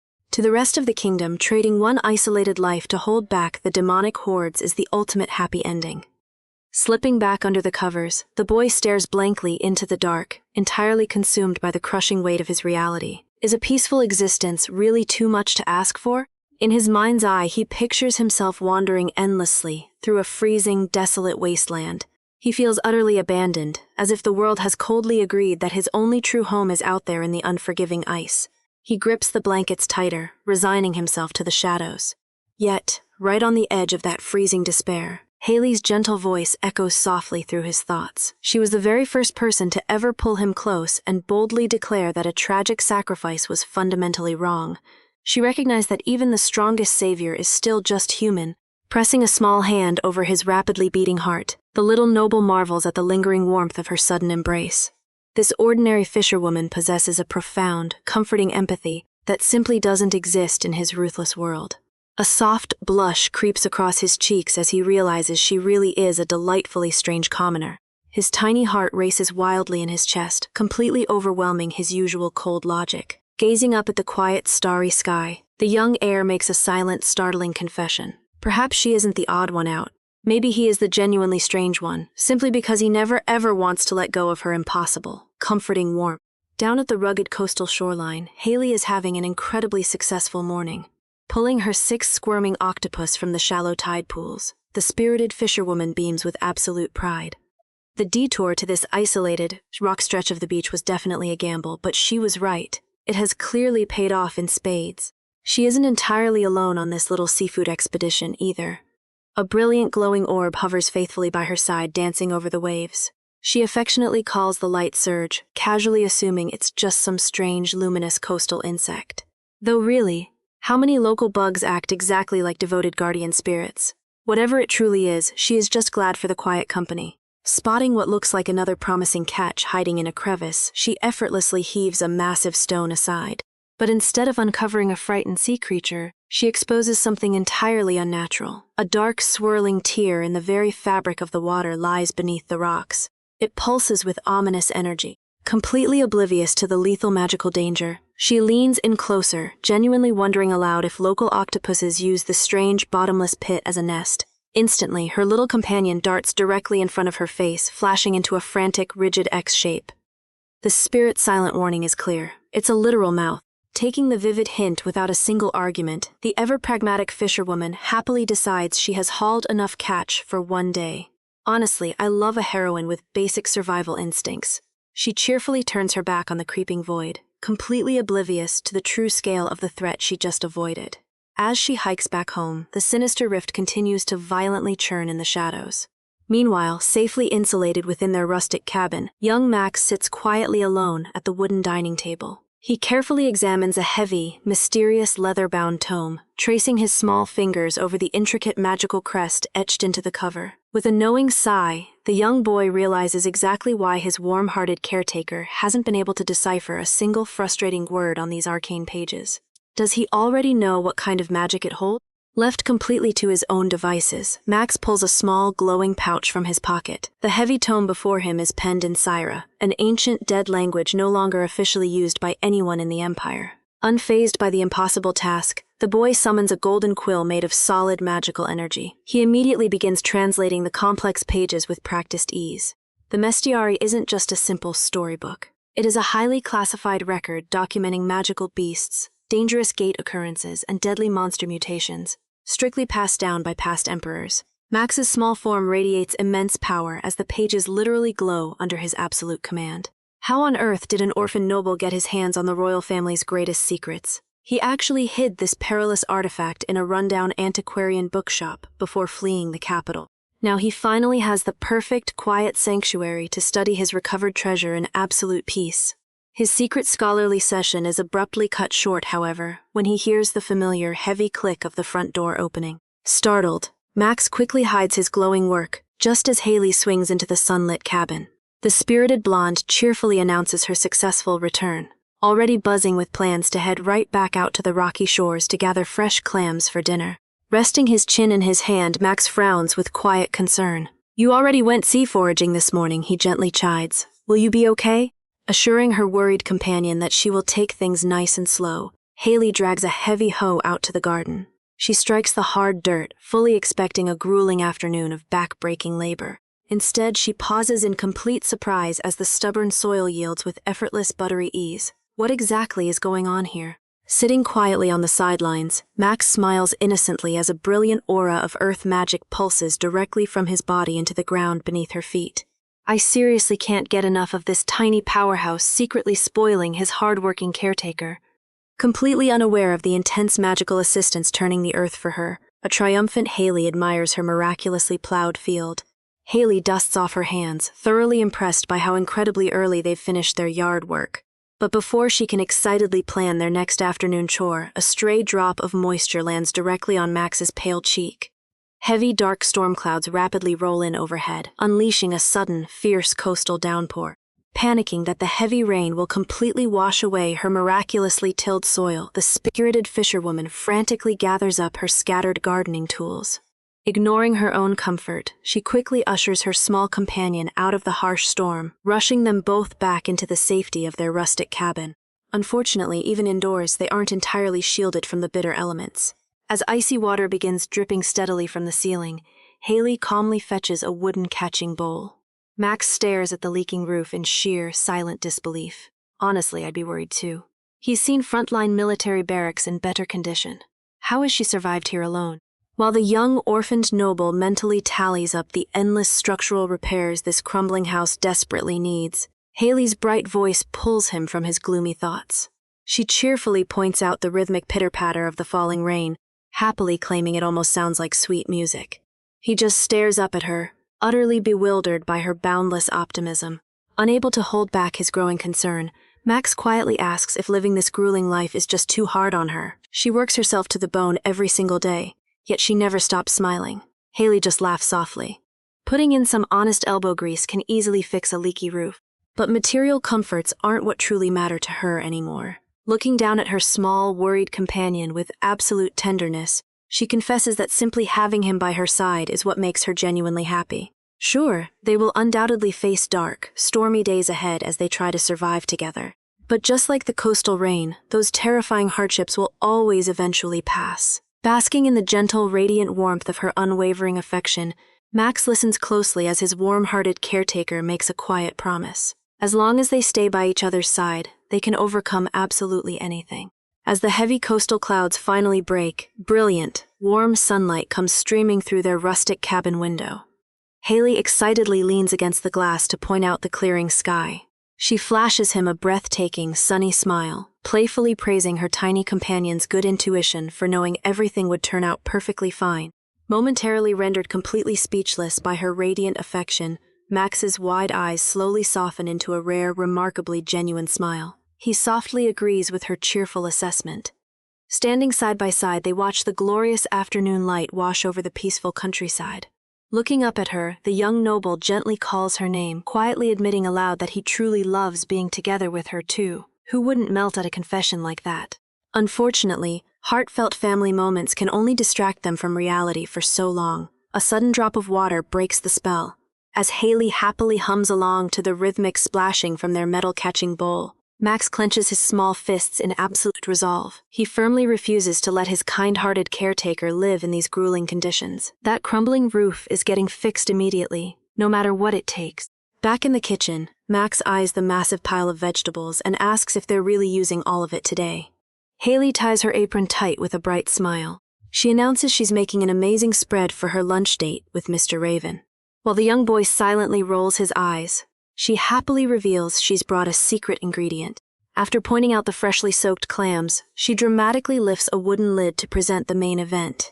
Max instantly shrinks back in absolute horror. Giant, slimy tentacles writhe inside the dark barrel, and he cries out at the sight of the creepy monster. Haley just giggles and explains that it's simply an octopus, entirely unfazed. The little noble is baffled, demanding to know who would eat something that weird. I mean, can you blame the kid? She proudly declares that she would, gently shooing him away to read so she can cook. Peeking safely over the top of his book, Max watches in sheer disgust. He shudders at the very thought of touching the slimy creature. How is she supposed to turn a sea monster into lunch? Ignoring his frantic grimaces, the spirited fisherwoman reaches right into the wooden tub to begin prep. But the slippery octopus isn't going down without a fight. It violently lashes out, slapping its thick tentacles tight against her bare forearm. Max immediately drops his book in a panic. Sprinting across the room, he fiercely smacks the creature away to protect her. The angry mollusk sails through the air, hitting the cabin wall with a nasty wet splat. Before Haley can even process the flying seafood, Max desperately grabs her wrists. He frantically inspects her skin, utterly terrified that the awful beast almost sucked all her blood away. Haley bursts into genuine laughter, completely missing the little boy's protective panic. She gently explains that her sea monster is just an everyday octopus. To prove her point, she calmly washes a tentacle before rolling the pale flesh tightly around a skewer. She happily shows off the neatly prepped stick, excited for their grilled lunch. Max, however, stares in dead silence. Does she seriously expect him to eat that? A dark, heavy shadow of determination settles over the young noble's face. He absolutely refuses to let his favorite person sully her hands with such a disgusting creature. Announcing that he'll handle the dirty work, Max steps up to the tub. He bravely plunges his hands into the cold water, tightly gripping the slimy seafood. He furiously scrubs the squishy mollusk, internally screaming the entire time, but fiercely pushing through the gross texture. Panting heavily, Max proudly slaps the perfectly cleaned octopus onto the counter. He beams up at her with sparkling eyes, insisting the weird sticky feeling was nothing at all. Haley is genuinely impressed, noting his tiny hands are unexpectedly skilled, but her warm smile instantly morphs into sheer panic. The young boy casually reaches across the cutting board, wrapping his small fingers around a massive iron cleaver. Haley desperately lunges forward, screaming for him to stop before he chops off his fingers. She's entirely too late. In a blinding flash of silver, the seafood is flawlessly butchered and plated to absolute perfection. Max gives her a triumphant smile, proudly declaring his knife skills. The spirited fisherwoman just stares at the perfectly sliced tentacles in utter disbelief. How on earth is a sheltered child this good at butchery? She completely misinterprets his terrifying lethal precision, assuming it's just the early blooming talent of a future imperial knight. Honestly, her blissful ignorance is a gift. Still deeply unsettled but stubbornly protective, Max insists on handling the rest of the slimy prep work. He attacks round 2 with a dark, intense aura, fiercely scrubbing the remaining tentacles while Haley happily mans the grill. By the time the seafood is perfectly basted, the boy looks completely drained. A mouth-watering spread of clam soup and beautifully charred skewers soon fills the table. Staring at the exotic dish, Max quietly admits he's never seen anything like it. For Haley, though, the savory aroma is pure nostalgia. She's incredibly moved to finally taste something that reminds her of home. Right on cue, a polite knock interrupts her culinary daydreams. When she swings the cabin door open, Haley is greeted by a stunning bouquet of vibrant red roses. Baron Eldit offers a warm, elegant smile, graciously thanking her for the lunch invitation. She beams brightly, absolutely delighted by the sweet gesture as she takes the flowers. Off to the side, however, Max glares daggers at the tall man. The little noble mentally scoffs at the cheap tactic, thoroughly unamused by his rival showing off. As she leads their guest inside, Haley suddenly pauses, tilting her head in confusion. Looking back and forth between the two, she notices a glaring discrepancy. Wait, hasn't the Baron grown a significant amount since their last meeting? Max tenses up, a drop of cold sweat rolling down his cheek as she points out the dramatic height difference. The disguised emperor frantically improvises a laugh, smoothly blaming his previous short stature on a pair of very tall heeled shoes. It's an absurdly flimsy excuse, but her trusting nature works entirely in their favor. She buys the lie without a second thought, cheerfully ushering him to his seat. The Baron wipes his brow in immense relief, while Max just narrows his eyes at the incredibly close call. Though her trusting nature gracefully spared them from discovery, Baron Eldit secretly wipes his brow in immense relief. Glancing down at the disguised Max, the loyal subordinate wonders if the cursed emperor's magic is already returning. Could that be the real reason behind his undeniable growth spurt? Pushing their dangerous little secret aside, the tall nobleman marvels at the steaming lunch spread. He politely admits he's never seen such an exotic meal in his entire life. Delighted to share, Haley happily guides him through the proper way to mix the clam soup and rice. The very moment their elegant guest takes his first bite, a vibrant wave of culinary perfection washes over him. He stares at his spoon in absolute awe. How on earth can a simple broth made of just vegetables and clams taste so incredibly rich? Max enthusiastically seconds the high praise, happily chewing on the plump, perfectly cooked seafood. The savory meal is so utterly delicious that the Baron loses all his noble restraint. If you ask me, Haley's culinary magic could win over absolutely anyone. Before they know it, he polishes off his entire bowl, bringing a bright smile to her face. Eager to share more of her nostalgic home flavors, she cheerfully presents her special grilled skewers. However, the Baron immediately recoils in sheer horror. Staring at the dark, twisted tentacles, he is thoroughly repulsed by the hideous mystery meat. What kind of monster is she serving? Never one to miss an opportunity, Max seizes the perfect chance to playfully torment his fussy subordinate.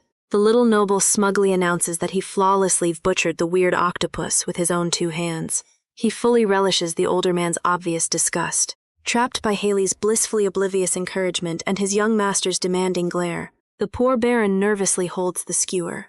He stares down at the terrifying tentacles with a drop of cold sweat. He realizes with sinking dread that he has truly no escape. Haley beams with oblivious excitement, thrilled to share the exotic dish.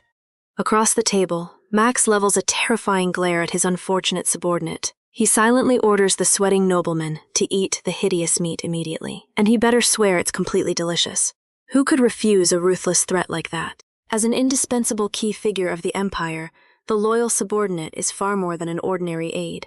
He is a formidable Death Knight contracted directly to Bloden. Moving swiftly like a shadow, he serves as a right-hand man utterly unmatched in both destructive magic and close combat. Yet right now, this legendary warrior is facing the absolute greatest crisis of his entire career. What could possibly terrify a man of his stature? A humble, slightly charred octopus skewer.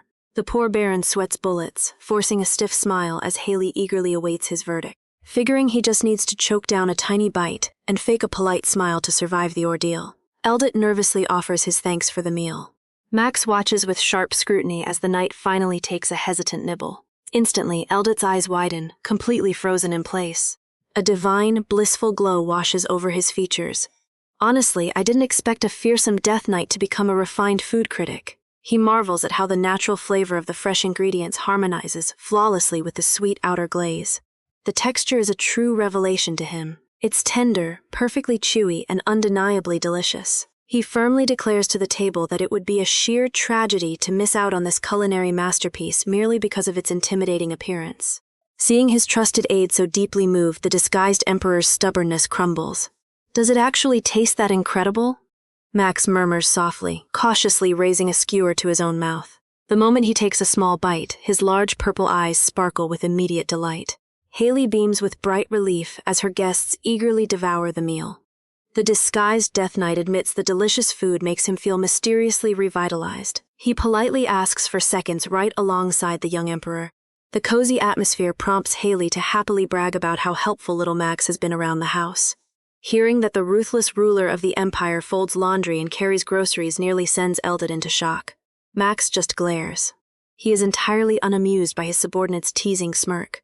Haley continues her praises, affectionately mentioning the glowing bug Max caught for her that she named Search. Is she completely unaware of its true value? Eldit realizes the tiny companion is actually a high-tier spirit. It's an incredibly rare, powerful entity just casually hovering in her kitchen.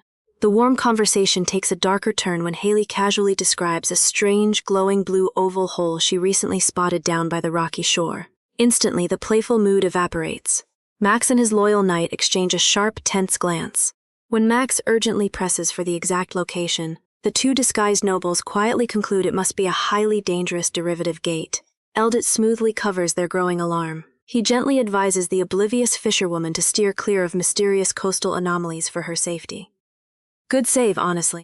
With the dangerous topic neatly sidestepped, the knight warmly thanks Haley, claiming his extensive travels as a merchant never yielded such incredible flavor. Flattered by the worldly praise, Haley suddenly gets a bright idea. Could his supposed international expertise help her solve another problem? Haley describes a mysterious crest she saw in a dream, a crescent moon framed by a sun and wings. Hoping his supposed worldly travels as a merchant might offer some insight, she asks Baron Eldit if he recognizes the unusual, intricate symbol.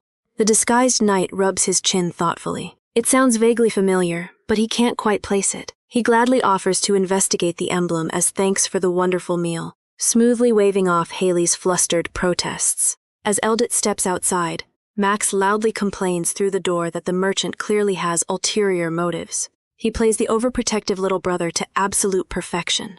Safe from the Emperor's intense glare, the weary knight finally loosens his collar. The octopus was divine, but surviving a dinner party with his boss was utterly exhausting. Later that night, Max and Eldit quietly slip out to the moonlit shore. The disguised Emperor assures his loyal aide that Haley is completely dead to the world, having carefully checked on the oblivious fisherwoman before sneaking away into the dark. Eldit gently scolds the boy for almost blowing his cover earlier, noting that Max grew noticeably taller during dinner. Did he accidentally recall his massive undead legion? Max shakes his head, staring at his hands in genuine wonder. For some inexplicable reason, his depleted mana is regenerating at an astonishing rate. If this mysterious healing keeps up, he will regain his adult body in no time. Their quiet speculation fades as they reach their destination. Eldit pauses, his expression hardening in the cold night air. They have finally arrived at the highly dangerous anomaly Haley unwittingly discovered.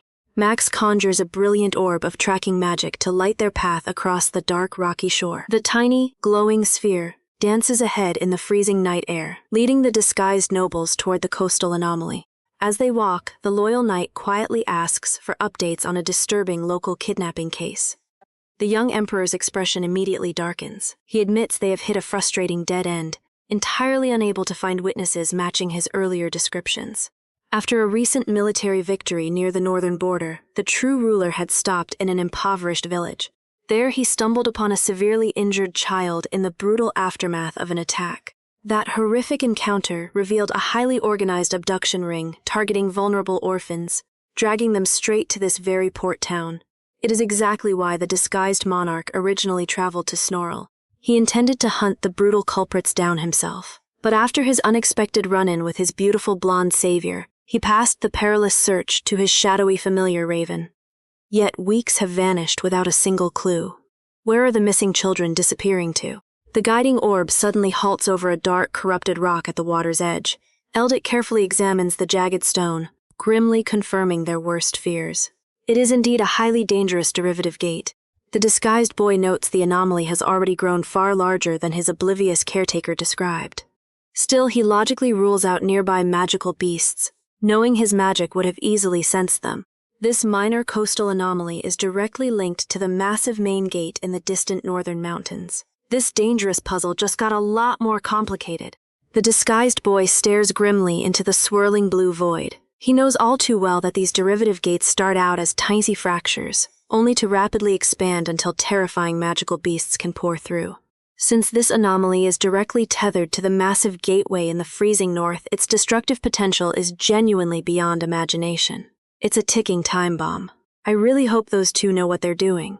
Suddenly, a violent tremor ripples through the rocky coastal cliffs. Back at the cozy cottage, the deep rumbling shakes the wooden walls, violently ripping the exhausted fisherwoman from her sleep. Haley bolts upright in the dark. Clutching her blankets in total confusion, she gasps, wondering if a massive earthquake has just struck their quiet town.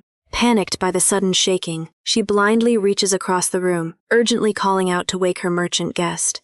But her trembling hand only finds cold, empty sheets. The young woman completely freezes, a tight knot of dread forming in her chest as she stares at the deserted bed. Where on earth did her mysterious visitors disappear to? Down at the jagged shoreline, Baron Eldit stands alone before a swirling, ominous vortex crackling with dark energy. Recognizing the danger, he doesn't hesitate. "I'll destroy the gate," he declares, gathering a sharp surge of green magic in his palm. But just as he prepares to unleash the spell, a small hand suddenly reaches out, blocking his path and halting him in his tracks. It's Max, looking completely unfazed. When his subordinate asks what's wrong, the Emperor casually explains his predicament. He actually needs to burn off a massive amount of mana just to shrink back down to his childlike disguise.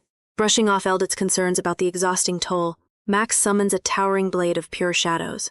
"I'll destroy it myself," he insists, eager to drain his reserves. With a swift, heavy thrust, the little Emperor plunges his colossal dark sword directly into the heart of the swirling portal. Violent waves of black and blue magic erupt from the impact. The energy thrashes wildly against the coastal rocks as Max forcefully injects his overwhelming power straight into the anomaly. Eldit watches the chaotic display in quiet awe. Overloading a derivative gate until the pocket space collapses sounds simple in theory. However, the sheer volume of raw energy required is absolutely staggering. Honestly, it's a ridiculous brute force method that only someone with Max's monstrous abilities could ever pull off. Beneath the boy's relentless pressure, the dimensional rift finally shatters into glowing fragments like fragile glass. With the midnight threat completely neutralized, the Baron gently pats the boy's head. He notes with relief that Max has shrunk down just the right amount. This adorable, diminutive stature is exactly what they need to avoid drawing unwanted attention from the locals. After all, who would ever suspect an innocent little kid of wielding apocalyptic power? Before they can sneak back to Haley's cottage, Max turns to the dark shoreline and calls out a single name. With a soft, comical pop, a dopey-looking rock monster named Carmen sprouts from the ground, complete with a tiny leaf on its head.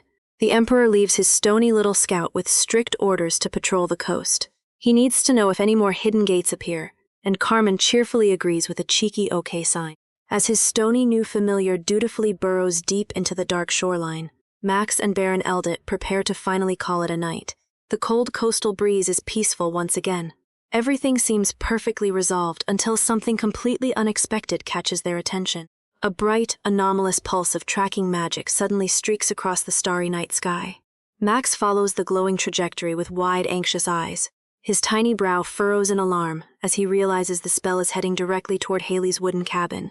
A sudden wave of dread washes over the disguised emperor. "Ah, no way," he mutters under his breath. Eldit quickly points out that the violent shock from destroying the dimensional gate would have easily woken the blonde fisherwoman. Max bites his lip, deeply unsettled by the thought of his caretaker waking up in an empty, trembling house. Does she think they abandoned her? Realizing she must be panicking without him, he immediately initiates a teleportation spell to rush back. They materialize silently on the grassy hill just outside the completely dark cottage. Almost instantly, the Baron spots a faint, trembling glow down by the treacherous water's edge.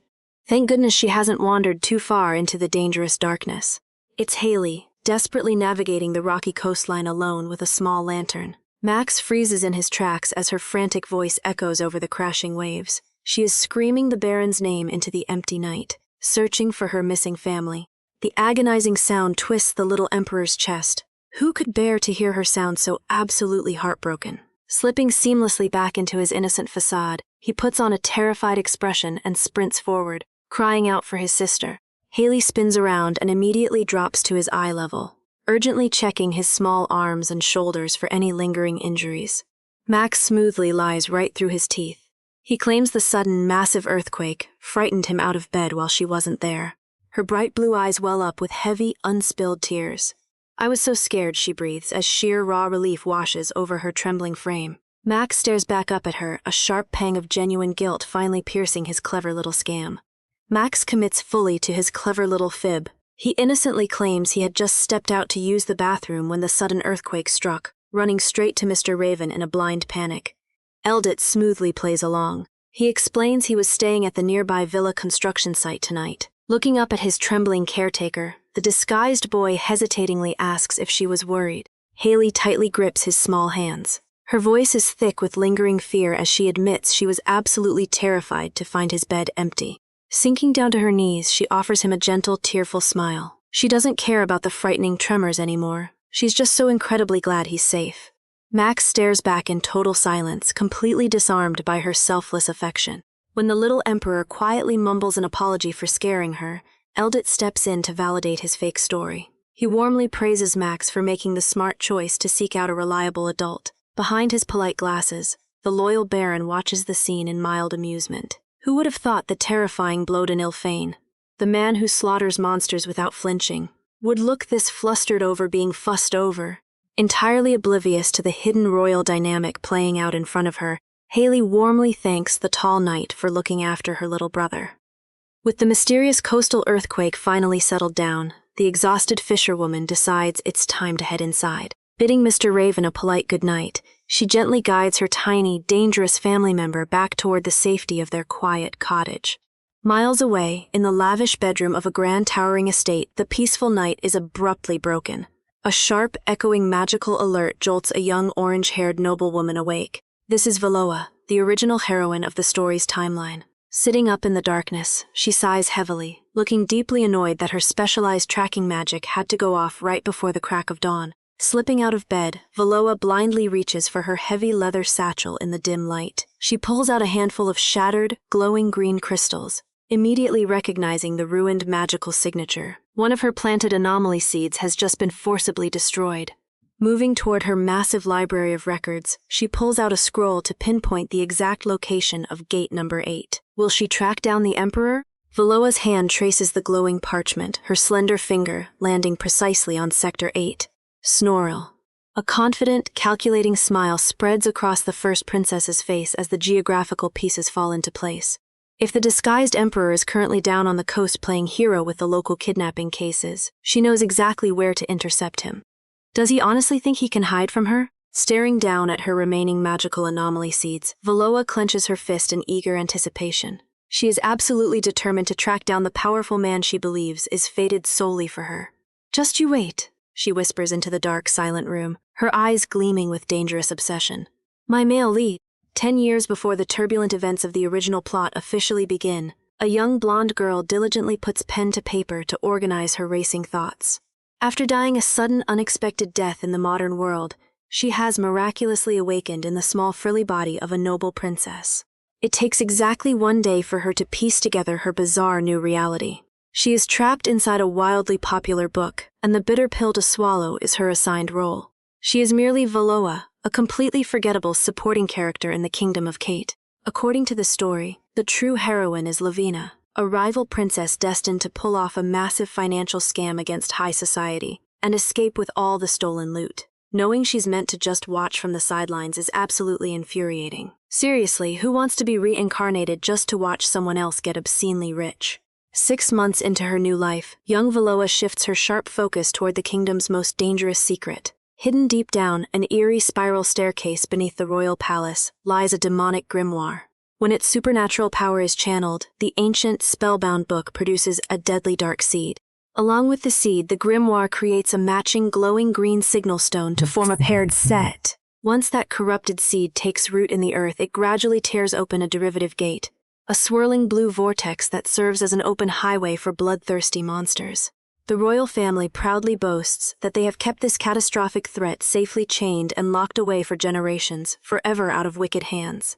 Resting her chin against her hand with a deeply unimpressed scowl, Valoa scoffs at their naive confidence. As far as she is just concerned, they are absolute fools. 1 year into her transmigration, Valoa stumbles across a magnificent royal portrait of the empire's cursed true heir, Bloden Ilfane. Gazing up at the young boy's somber, undeniably handsome face, an obsessive realization takes root in her heart. He is meant to be the male-led. Staring into the spotlight of her own ambition, she is consumed by a bitter, agonizing question. Why isn't she the one destined for greatness? By her 2nd year, gossip floods the palace halls that the holy saintess is already seeking a neighboring princess fit to become the empress. Valoa's stomach churns with dark resentment. If she just sits back and behaves, the original timeline will inevitably crown her rival, Lavina, as Bloden's bride. So she decides to rewrite destiny with her own 2 hands.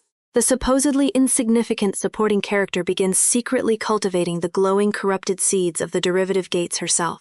Bathed in the unnatural glow of dangerous magic, her morality completely fractures. If Lavena's nation is already at war with Kate, who cares if it gets utterly wiped off the map? Descending the hidden spiral staircase night after night, Valoa reaches for the chained grimoire. Seriously, her ruthless ambition is genuinely terrifying. Fast forward another 2 years, and the horrifying fruits of her labor finally bloom. While the rival kingdom of Tillin is thrown into chaos by Valoa's manufactured monster outbreak, Kate's military forces invade and claim a brutal, crushing victory. A shattered tiara falls into the blood-soaked dirt. Lavena, the Untouchables' original heroine, is slaughtered in the massacre along with the rest of the royal family. Standing silently among the corpses in a dark cloak, Valoa finally clears her own path to the throne. Consumed by the roaring flames of her own making, Valoa revels in her twisted, bloody victory. Stomping the original heroine's golden emblem into the ash, she makes a chilling vow to eliminate every single rival at the root. By leaving herself as the sole surviving princess in the entire empire, she ensures no one else can ever claim the male lead. She truly believes this horrific massacre is a grand romantic triumph. Yet, all that ruthless bloodshed doesn't instantly deliver her happily ever after. Upon arriving at the magnificent imperial palace to officially meet her supposed fiancé, her grand expectations hit a frustrating brick wall. Gripping a wax-sealed royal letter, a dark shadow crosses her face as she stews in bitter irritation. Where on earth is Bloden? Lingering quietly on a balcony above a sunlit courtyard, she catches a pair of gossiping nobles discussing the absent royal. They whisper that the crown prince absolutely refuses to return until he wipes out every last derivative gate in the northern territory. The court is genuinely scandalized. How can he abandon the visiting princess of Kate, his presumed future bride, completely unattended? Processing this unexpected rumor, Valoa's annoyance quickly melts into a stroke of devious inspiration. If Bloden is obsessively hunting down those specific monster outbreaks, she doesn't need to sit around playing the patient fiancé. Tracing a delicate finger along her jawline, a wicked, self-satisfied smirk graces her lips. She controls the exact threat he is so desperate to destroy. By using the demonic grimoire's power to secretly plant corrupted seeds wherever she pleases, she can easily lure her elusive beloved straight into her waiting arms. Honestly, wielding ancient dark magic is just so remarkably convenient. Standing in her dimly lit study, Valoa traces the violent path of her destroyed monster gates across a map. She knows without a doubt that Bloden is the one wiping them out, drawing closer with every victory. After 10 ruthless years of bloody preparations, she places a small figure of herself right next to the crown prince's. The time for waiting is completely over. She is finally ready to claim her ultimate prize. Summoning a maid into the shadows, she abruptly orders preparations for an immediate departure to the northern coastal town of Snorril. Gazing out at the towering, moonlit palace, her heart flutters with a twisted, obsessive anticipation. Honestly, her utter confidence in this deranged romance is genuinely staggering. Is she finally going to meet her destined male lead? Meanwhile, far from the capital's world-ending schemes, life in Snorril remains brightly oblivious. The spirited blonde fisherwoman, Haley, wanders the lively market with little Max, cheerfully planning a simple grilled fish supper. But the sunny atmosphere suddenly chills when unsettling whispers drift through the bustling crowd. Anxious locals murmur that a fruit seller's daughter and several wandering street children have completely vanished without a trace. Listening intently to the terrifying gossip, Max's sharp, calculating gaze darkens. The ruthless kidnappers who previously captured him are clearly still operating in the shadows. Should the disguised emperor play the helpless bait one more time? Before Max can finalize his highly dangerous plan, a frantic shout rings out across the square. A rushing, careless man slams hard into Haley's shoulder. With a startled cry, she loses her grip on her heavy wooden bucket. All of her hard-earned conches go scattering across the dirty cobblestones, instantly ruining their peaceful afternoon. The frantic man who just crashed into Haley is identified by the worried crowd as a local named Uncle Ben. He sprints down the street, desperately screaming for his young son. Max quickly pieces the dark puzzle together. Terrified townsfolk nearby murmur that little Peter vanished without a trace after talking to a strange man. Hearing this awful gossip, cold dread completely washes over Haley's face. These ruthless villains seriously need a swift reality check. The town's nightmare is repeating. Staring down at her ruined catch, the horrifying truth finally sinks in for our heroes. The shadowy child snatchers just struck again in broad daylight. Will they be bold enough to target Max next? The local merchant casually drops a horrifying bombshell. The latest abducted child is actually Mr. Ben's son. The realization drains the color straight from Haley's face. This isn't just some distant tragedy happening to strangers anymore. The nightmare has arrived right on her doorstep. Sensing her rising panic, Max calmly steps in and suggests they head over to Mr. Ben's empty shop. If the desperate father left in a frantic hurry, someone needs to watch his storefront. Still reeling from the shock, Haley quickly agrees. "We're neighbors after all," she says gently, leading the way. As she helps clean up the abandoned stall, Haley mentally kicks herself for her own ignorance. How could she be so incredibly blind? She was so distracted by keeping the disguised emperor fed that she completely missed the warning signs. Snorril is the exact epicenter of the massive kidnapping arc from the original novel. She frantically scrambles to remember how the story originally played out. It all started when the original female lead, Valoa, was traveling to the imperial capital. You know how these destined romance tropes go. By a massive stroke of fate, she crossed paths with the cursed true heir, Bludden Ilfane, and fell completely head over heels at first sight. Haley searches her memory, recalling that Blodin was barely an adult when he arrived in Snorril, while Valoa was 3 years his senior. Just days after their fateful meeting, the heroine uncovered his hidden royal identity. Refusing to let him go, she relentlessly tracked him down the coast using her own vast network of informants. According to the book's timeline, Valoa eventually stumbled into a hidden room beneath a local restaurant, freed a group of chained children, and single-handedly solved the Empire's darkest cold case. Suddenly, Haley stops dead. Wait a minute. The restaurant's exact name, the secret passage mechanism, the true mastermind. She already knows all of it. Back at their own market stall, Max impatiently whines, asking if they can just sell off their conch shells and ditch this depressing town. Absolutely not. Haley snaps, flatly refusing to abandon her grieving neighbors. But as she sits down with a heavy sigh, a chilling reality sinks in. Knowing the truth is one thing, but taking on a massive criminal syndicate alone? Haley tries to rationalize stepping back from the impending danger. After all, she's just an ordinary extra in this massive, overarching story. Wouldn't it be infinitely safer to wait for the actual main characters, Blodin and Valoa, to arrive? They are destined to solve this exact case. Why risk her own neck? With a heavy heart, she silently vows to stay wholly out of it. Max studies her uneasy expression, clearly sensing the fierce internal debate raging behind her eyes. Before he can ask any probing questions, the sound of heavy, dragging footsteps interrupts them. Mr. Ben trudges back toward his empty stall, looking utterly broken and defeated. Haley immediately softens her expression, gently letting the exhausted father know they kept a careful eye on things while he was away. The devastated merchant manages a weak, trembling nod of gratitude. Seeing his hollow red-rimmed eyes, Haley cautiously asks if he had any luck reporting the daytime abduction to the city guards. His shoulders slump as he lets out a bitter sigh. The guards entirely brushed him off, coldly telling him to come back, only if he finds actual proof of a suspicious location. Desperate to save his child, the grieving father couldn't just sit still. He bypassed the guards entirely, taking his handmade flyers straight to the local lord's grand estate to beg for an official investigation. Instead of offering sanctuary, the furious noble exploded. Screaming that such unsavory crimes don't happen in his perfect territory, the lord snatched the paper right out of the man's hands and violently ripped it in half. The aristocrat relentlessly berated him for causing a pointless scene. How dare a lowly street vendor who pays a pittance in taxes demand the territory's precious public forces over a simple missing child? Listening to this unbelievably cruel injustice, Max's eyes go wide with absolute, vocal outrage. Seriously, who acts like that? Haley clutches her chest in sheer horror, her previous resolve to stay out of it violently crumbling. What kind of corrupt leader abandons their own people in their darkest hour? Yet, as a powerless commoner facing a titled lord, Mr. Ben had no choice but to turn his back and walk away into the shadows. With the local authorities actively turning a blind eye, Mr. Ben slumps onto a wooden stool at his market stall, looking more like a hollow shell than a man. The devastated father weeps openly, completely overwhelmed by the horrifying reality of his situation. Tears stream down his weathered face as he chokes out his son's name, Peter. He is absolutely terrified, agonizing over what the helpless boy is enduring in some dark, unfamiliar place while the adults fail him. Seeing the broken merchant bury his face in his hands violently shatters Haley's lingering hesitation. A heavy, suffocating wave of guilt crashes over her. What was I even thinking? She asks herself. How could she try to protect her own quiet life while her neighbor's family is torn apart? Clenching her fists at her sides, she accepts a harsh truth. This isn't just a distant tragedy written in ink anymore.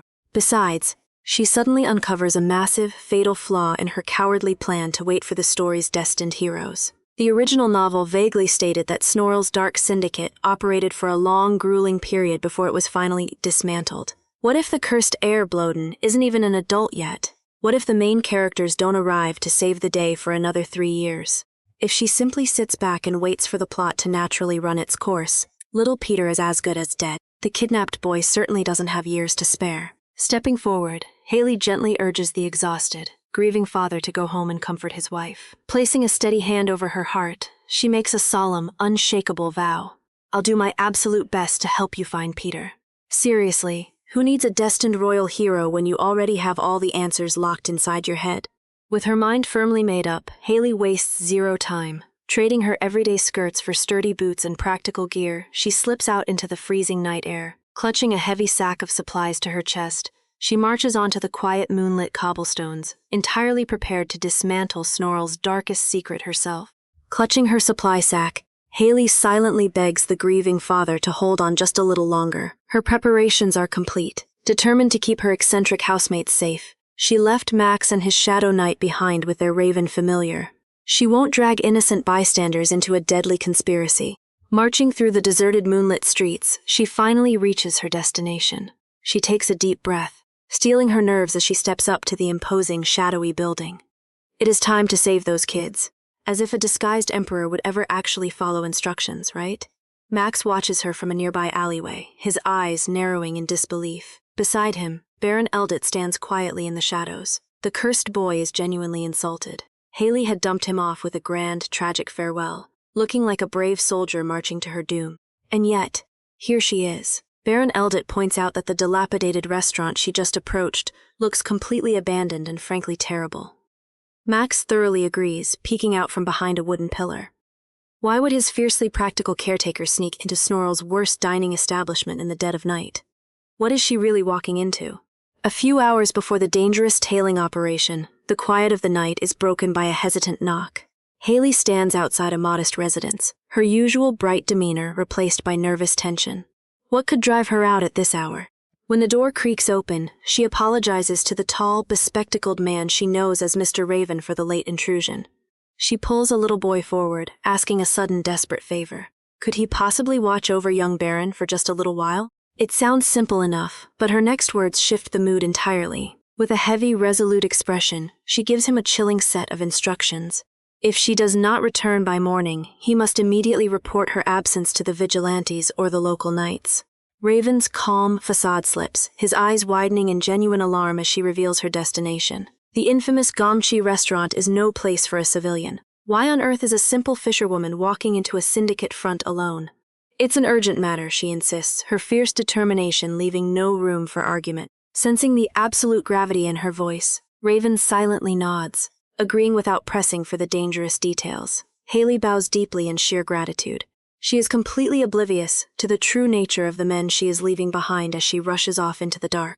The second she is out of sight, the sweet, innocent child drops his helpless act entirely. The charade is over. Staring into the empty street, the boy processes her firm attitude, realizing that something terribly serious has just been set in motion. His purple eyes narrow with sudden, sharp intensity. "Let's follow her, Raven," Max commands, his true authority as the disguised emperor finally surfacing. His loyal subordinate instantly acknowledges the royal order, perfectly ready to shadow her every move. Back in the present, Haley stands alone outside the rundown syndicate hideout, taking a deep breath to steady her racing heart. I really hope she knows what she's doing. With a heavy sigh, she grips the cold iron ring of the door, stepping straight into the lion's den. The heavy wooden door creaks open, exposing Haley to a dimly lit room full of hardened syndicate members. Man immediately frowns, reminding his crew that they specifically agreed not to take any customers tonight. But rather than back down or demand answers, she slaps on a pair of sunglasses, smiles brightly, and confidently announces that she's their newest employee. I guess playing dumb is a valid survival tactic when you're outnumbered by criminals. The thugs exchange bewildered glances, grumbling that nobody remembers conducting any interviews. Before they can organize enough brain cells to kick her out, impatient shouts for more beer echo across the tavern. Seizing the perfect distraction, Haley cheerfully volunteers. The men warn her the kegs are heavy, only to shrink back in absolute shock as she effortlessly hoists a massive stack of them with a blinding grin. Just how strong is she? Meanwhile, outside the dangerous hideout, Max and Baron sneak cautiously up to the glowing window. Hearing the sudden, raucous uproar from within, Baron braces himself, worried she might have just walked into a violent ambush. But when he glances down, he finds the young emperor staring through the wooden lattice with a completely blank, dazed expression. What in the world is she doing? Inside, Haley is putting her extensive past experience in part-time pub work to excellent use. With flashy, practiced precision, she slams glasses onto the counter, perfectly mixing explosive cascade shots that send foam flying everywhere. Instead of interrogating her, the dangerous criminals instantly melt into a crowd of cheering fanboys. They excitedly beg their fun new bartender for more tricks as she skillfully pours a towering golden liquor pyramid. A deafening roar of joyful applause shakes the tavern walls. Still crouched outside in the cool night air, the two disguised royals sweat drop at the utterly ridiculous spectacle. They came here to rescue her from a vicious crime ring. Instead, watching her turn a notorious syndicate base into a lively party, Baron can only mutter that she is, without a doubt, a truly extraordinary woman. Outside in the cool night air, Max's eye twitches as he tries to process her chaotic methods. He desperately wants to believe she has a brilliant, tactical plan for infiltrating this dangerous criminal syndicate. But inside, Haley is putting on the performance of a lifetime. She pops massive bottles of liquor with explosive flair, aggressively pouring giant, barrel-sized cocktails as the raucous mob wildly chants for more. Does she actually know what she's doing? Sweating nervously through the wooden window lattice, a highly stressed Baron forcefully repeats that he also believes in her. Of course, his strained, panicked face tells a completely different story. Yet, inside the tavern, her highly unorthodox strategy proves undeniably effective. The hardened criminals gleefully accept her deadly drinking challenge. They chug entire wooden vats of alcohol with sheer, blissful delight, until even the imposing boss begins to fade.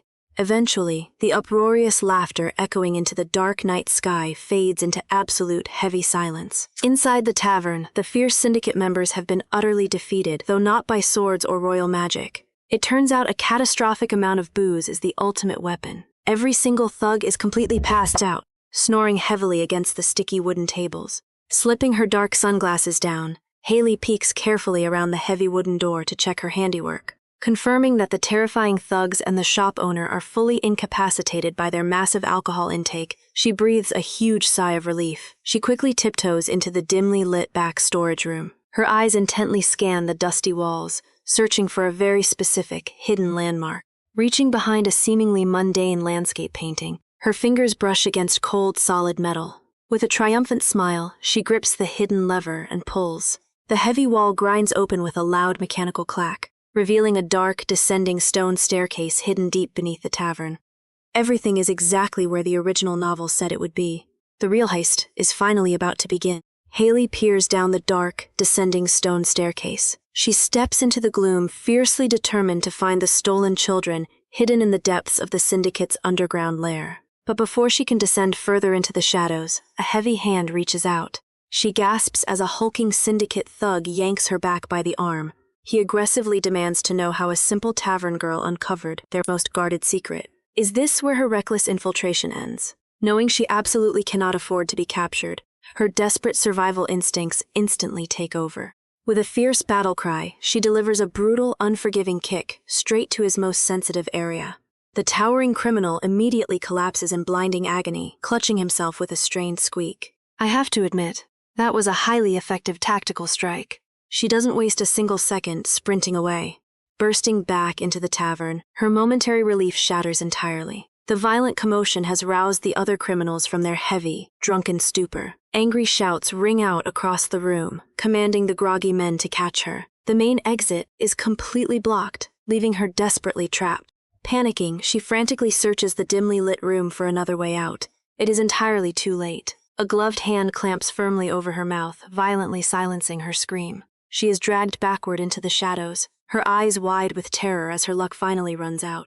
Outside the tavern's grimy window, Max and Baron Eldit watch the dangerous chaos unfold. Max violently clenches his fists, declaring he must rush in to save her at all costs. But Eldit blocks his path. He warns, "You cannot, Your Majesty." Stepping into the fray now would completely blow their disguise and reveal they secretly followed her.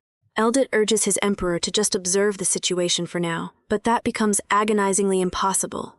A massive thug suddenly grabs Haley from behind. She struggles helplessly in the dim light, a rough hand clapping tightly over her mouth to muffle her protests. Watching the woman he cares for get forcefully dragged away ignites a furious, primal protective instinct inside Max. Are they really going to just stand by and let this happen? Seeing her completely overpowered is the absolute final straw. Max's gaze hardens, his eye glowing with a fierce, unnatural light as his patience violently snaps. The very foundation of the building shudders. An overwhelming surge of raw, uncontained power erupts into the night. Inside, the bandits are utterly oblivious to the danger brewing outside. They think they've won. Celebrating their difficult catch, the boss orders her tied up and tossed in the basement. Their brief moment of triumph is instantly annihilated by a deafening explosion. A massive blast of dark energy obliterates the reinforced tavern wall, freezing the men in absolute horror. From the thick, swirling dust of the ruined barricade, a small boy slowly steps forward. The criminals are entirely bewildered. Is this the kid they locked up earlier? And how did a mere child just destroy a solid wall? Honestly, they picked the absolute worst person in the Empire to mess with. Completely ignoring their panicked whispers, Max strides straight toward Haley's captor. When the thug foolishly barks at the boy to get lost, Max finally raises his head. One eye burns a vicious, blood-chilling red, surrounded by a lethal storm of shadowy magic. It's clear he's ready to tear this entire place apart. Raising a hand dripping with dark, destructive energy, his voice drops to a deadly whisper. Take your hands off her. Before the crude captor can even register the boy's deadly warning, a vicious lash of dark magic violently slices across his chest. The thug screams in sheer agony, his tight grip instantly vanishing as he violently stumbles backward. Haley goes completely limp, collapsing toward the rough tavern floorboards. But before she can hit the ground, Max is already there. He darts forward with impossible speed, catching her safely against his small, trembling frame. The remaining bandits just stand there, utterly paralyzed by the terrifying display of power as the disguised emperor drops to his knees. He cradles her carefully, the furious red glow in his eye quickly replaced by sudden panic. He desperately calls her name, begging her to open her eyes right now, but she remains completely unresponsive. Her head lolls back against his arm, out cold from the rough treatment. Seeing the tough, spirited woman he deeply cares for, reduced to this helpless state sends a dangerous shockwave straight through his core. You can almost feel his heart break. Did he arrive a second too late? The atmosphere inside the ruined building instantly turns suffocatingly heavy. Violent tendrils of black mana erupt from Max's trembling form, his rising fury spiraling entirely out of control. Watching nervously from the shadows, Baron Eldit breaks out in a cold sweat. The entire room is practically vibrating with His Majesty's overwhelming aura, but Eldit knows the terrifying cost of this display. Unleashing this much raw magic while trapped in a child's fragile body places a massive, life-threatening burden on his physical core. If Max pushes his own mana any further, the physical backlash could be completely fatal. Realizing the intense danger to himself, the Emperor firmly stops channeling the destructive energy directly. Instead, his voice slices through the heavy silence with a chilling command. "Come out." At his word, a dense pool of absolute darkness seeps up through the cracked floorboards. The shadows fiercely twist and rapidly expand, weaving together into a towering, imposing silhouette right behind the young boy. Slowly, the dark magic miraculously solidifies into flesh and bone. A striking blonde knight emerges from the abyss, fully clad in elegant armor. The summoned entity smoothly drops to one knee beside the unconscious girl, bowing his head in perfect loyalty. Kamaris answers your call. The blonde knight kneels perfectly motionless in the shattered ruins, waiting for his master's word. Cradling Haley's deeply unconscious body against his small, trembling frame, Max's voice is utterly stripped of its usual childish innocence. His crimson eye glares through the dust with lethal intent. He doesn't want prisoners, and he certainly doesn't want apologies. He issues a single chilling command to his loyal retainers. Wipe them all out. The Emperor's most dangerous subordinates don't hesitate for a fraction of a second. The Shadow Knight smoothly draws his massive blade, swearing absolute devotion to the royal will. Beside him, Baron Eldit steps out from the shadows, adjusting his glasses with a menacingly polite smile. They are more than happy to clean up this absolute mess. Finally realizing they'd just provoked a room full of literal monsters, the thugs completely panic. One bandit frantically blurts out that the girl only needs a simple antidote to wake up, desperately hoping to buy a scrap of mercy. Another tries to quietly slip away while the others grovel. Big mistake. The Shadow Knight materializes right behind the coward in a brilliant flash of golden lightning. With a swift, merciless strike, he takes him down, thoroughly enjoying the violent warm-up. Meanwhile, Eldit smoothly cuts off the remaining escape routes. Unfurling a terrifying, jagged aura of bright green mana, his gentlemanly facade drops into something incredibly sinister. He stares down at the trembling fools, his voice dripping with deadly calm as he demands the antidote. Seriously, did they really think they could just walk away from this? The terrified men drop to their knees, pathetically begging for their lives and sobbing that they were wrong. Eldit isn't interested in a single one of their pathetic excuses. With a sharp, echoing snap of his gloved fingers, his toxic magic violently surges outward. In a blinding flash of green light, he permanently silences their miserable apologies. Entirely oblivious to the brutal, one-sided slaughter happening just steps away, Max gently holds the fisherwoman against his chest. His terrifying, world-ending fury has completely melted into quiet, heartbreaking panic. Seeing the fierce woman he cares for looking so incredibly fragile shatters his iron composure. "Please wake up," he whispers into the dim room. His expression tightens in profound agony, entirely consumed by the bitter, devastating guilt that this is all his fault. The weight of his royal title means absolutely nothing right now. Max holds her close, a phantom of his true adult self, mirroring the profound regret etched across his young face. "I was too careless," he murmurs, his voice breaking in the quiet ruins. He bitterly apologizes for leaving her alone, tormented by the thought that he'll fail to protect the one person he truly wanted to keep safe.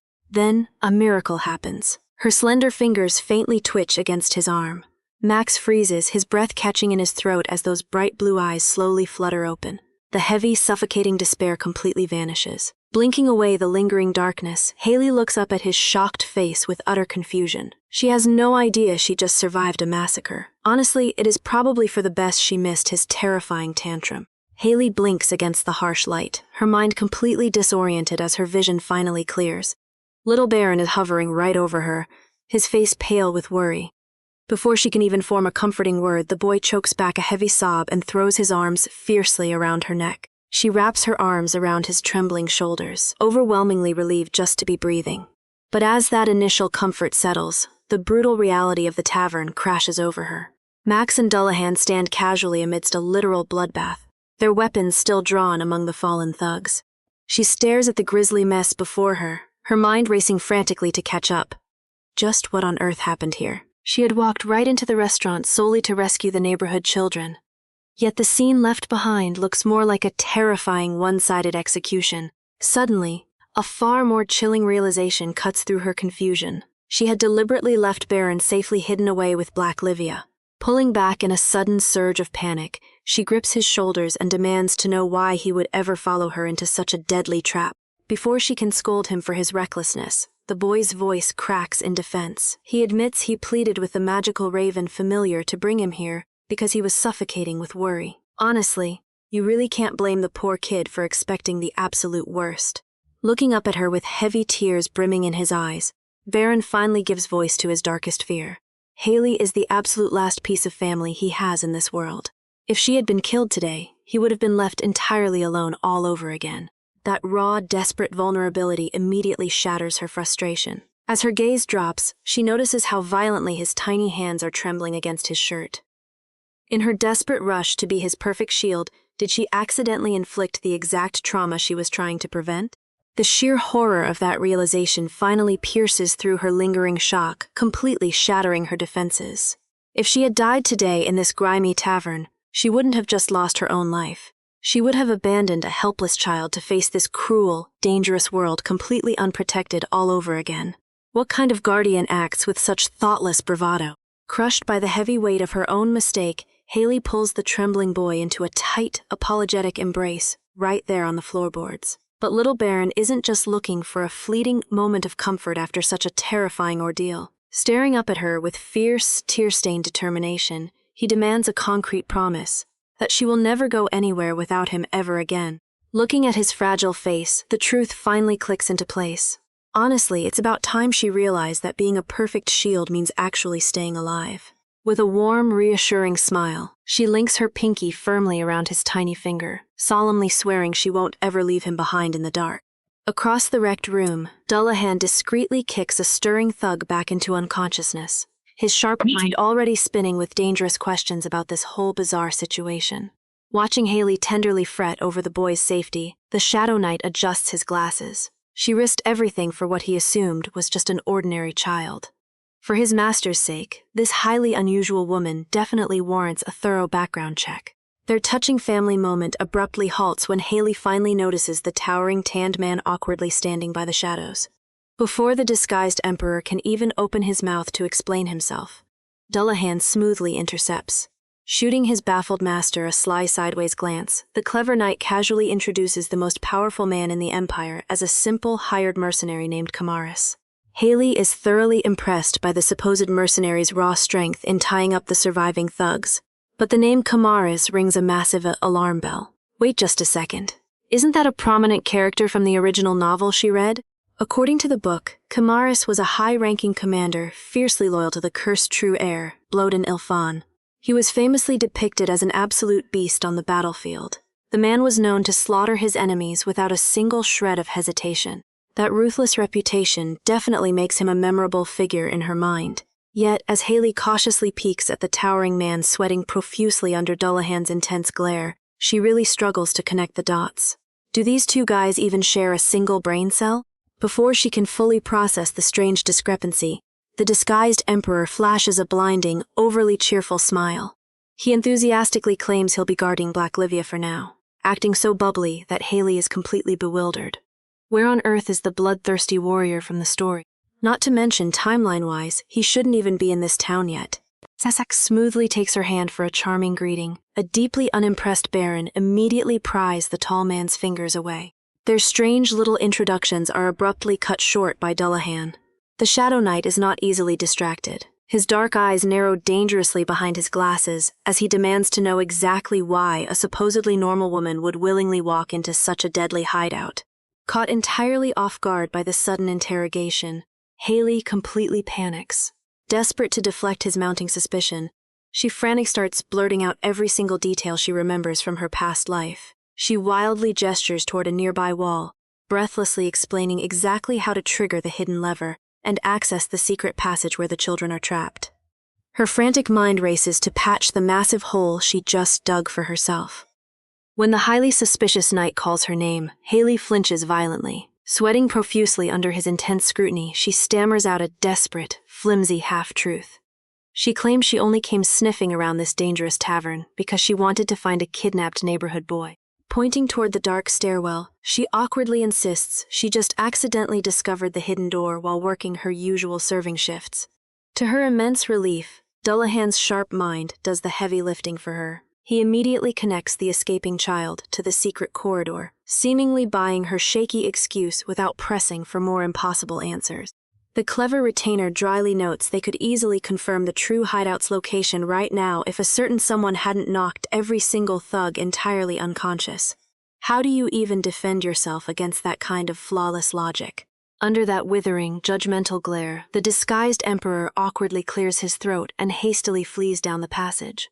Before Haley can even process the absurd dynamic between these two deadly men, Little Baron immediately bolts toward the dark stairwell. She frantically tries to call him back, pleading that it is far too dangerous down there even with a mercenary. But the clever boy flashes a brave smile. He points out they can't afford to wait. He firmly refuses to just sit around waiting with the bad guys. Glancing back at the bound mercenaries groaning on the blood-stained floorboards, she realizes he makes a brilliant point. Leaving a fragile child completely alone in a room full of waking criminals is an absolutely terrible parenting move. Clenching her fists with a surge of fierce determination, Haley hikes up her skirt and races into the shadowy depths right behind him. Plunging into the pitch-black corridor behind Little Baron, Haley's heart hammers wildly against her ribs. She pushes forward with a single, desperate prayer. Please, let the missing children be safe. Stepping over the bleeding guards, Max and Baron Eldit lead the way deeper into the underground maze. The heavy foot traffic leaves a clear trail, but the lack of resistance makes Haley's stomach churn. The original novel described this hideout as a heavily fortified fortress. Why are the corridors practically deserted? Max shoves open the heavy iron door at the end of the hall, hoping to finally secure the captives. Instead, a chilling silence greets them. The expansive holding cell is completely empty. Haley's breath hitches as she stares at the barren cage, desperately wondering where the culprits could have dragged them. A discarded hairpin on the stone floor is the only miserable proof that the kids were ever here. Baron Eldit adjusts his glasses, staring down in quiet frustration. They miss the transfer by mere moments. It takes a highly coordinated effort to vanish an entire group of hostages into thin air. Haley anxiously chews her lip, realizing this deviation from the original plot changes everything. Based on the scattering of tiny footprints, dozens of people were just ushered out. I honestly hate it when the villains suddenly get smart. How are they planning to smuggle that many hostages into another region unseen? This complication definitely wasn't in the book. She visualizes the sheer logistical nightmare of sneaking children past the local authorities. There is no carriage large enough to avoid suspicion. Suddenly, her eyes widen as a terrifyingly simple solution materializes in her mind. A cargo ship. She spins around and frantically asks Baron Eldit if any commercial vessels are setting sail today. He recalls one specific ship departing at dawn, bound straight for Baron Ares' private estate. Haley instantly knows they have found their target. Knowing every second counts, Haley urges her companions to abandon the hideout and sprint straight for the local port. They arrive breathless just as the early morning light breaks, revealing a massive, heavily rigged galleon looming at the pier. Down below, a rough-looking crew is already shouting orders to load the final crates. Haley's heart sinks. She had desperately hoped to quietly slip past the dockworkers and search the cargo hold for the missing kids. But with the sailors preparing to cast off, any chance of a stealthy rescue is ruined. Max eyes the busy terminal and casually asks if they should just charge in. Before Baron Eldit can veto that reckless idea, a one-eyed smuggler spots them lurking in the shadows. Their cover is blown in an instant.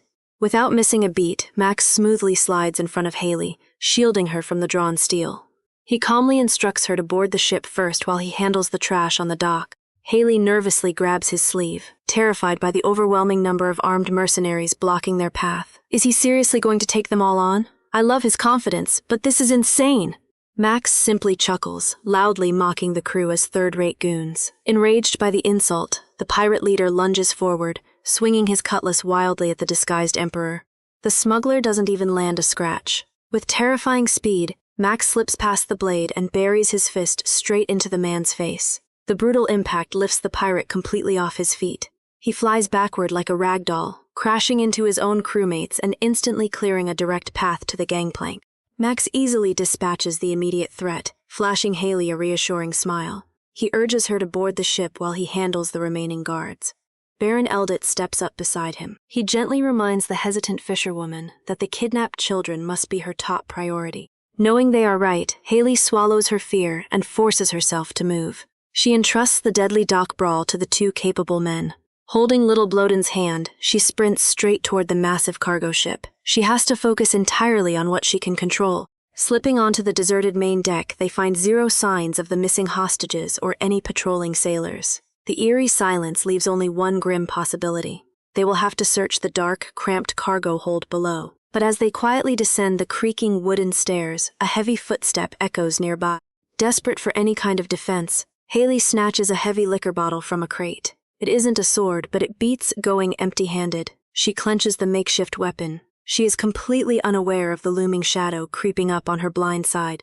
A ruthless pirate raises his blade to strike. Before Haley even notices the threat, Bloden leaps into action. With a terrifying burst of hidden magic, the small boy ruthlessly strikes the mercenary down.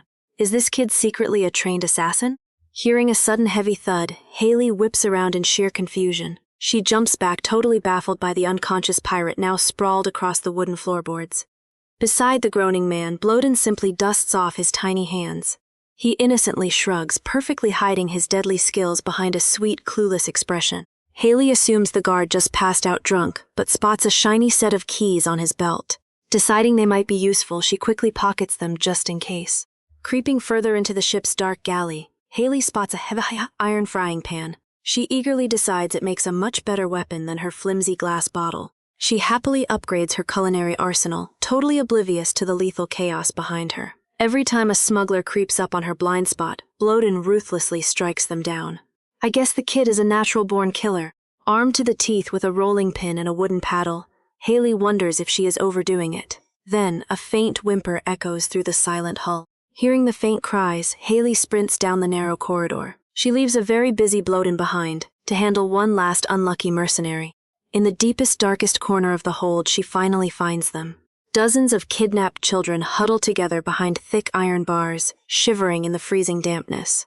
The little ones cry out for their parents, sobbing that the bad men were going to sell them. Haley's heart shatters. She grips the frozen metal and desperately promises to get them out. She violently rattles the cage door, but the heavy padlock won't budge. Panic rises in her throat until she suddenly remembers the smuggler's stolen keyring.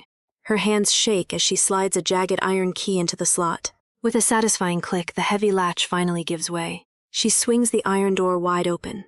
As the trembling kids tentatively step out, they tearfully ask if they can really go home. She smiles through her own tears, swearing to protect them. Haley breathes a heavy sigh of relief, deeply thankful that none of the tiny hostages are injured. She gently assures the rescued kids that it is finally time to abandon the ship and reunite with their worried parents. Just as the group prepares to leave, Bloden nervously tugs on her sleeve. The small boy looks up with wide, tearful green eyes, quietly asking where he is supposed to go. He heartbreakingly confesses that he doesn't have a home or a family to return to. Haley freezes in her tracks, completely blindsided by the sweet child's tragic admission. The gears in her head furiously turn as a sudden, startling realization washes over her. Wait a minute, why does this exact orphaned backstory feel so incredibly familiar?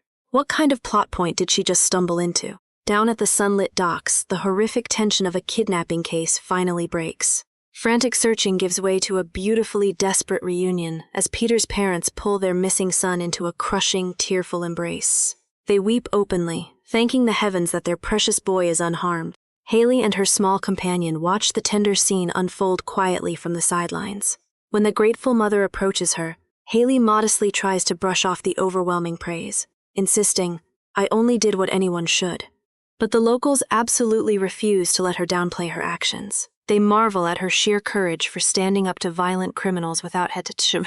The community's gratitude quickly snowballs into a loud chorus of deep appreciation. Relieved merchants eagerly vow to give her free goods, promising their shop doors will always remain wide open for her. Even little Peter chimes in with a bright, sunny thank you to his heroic big sister.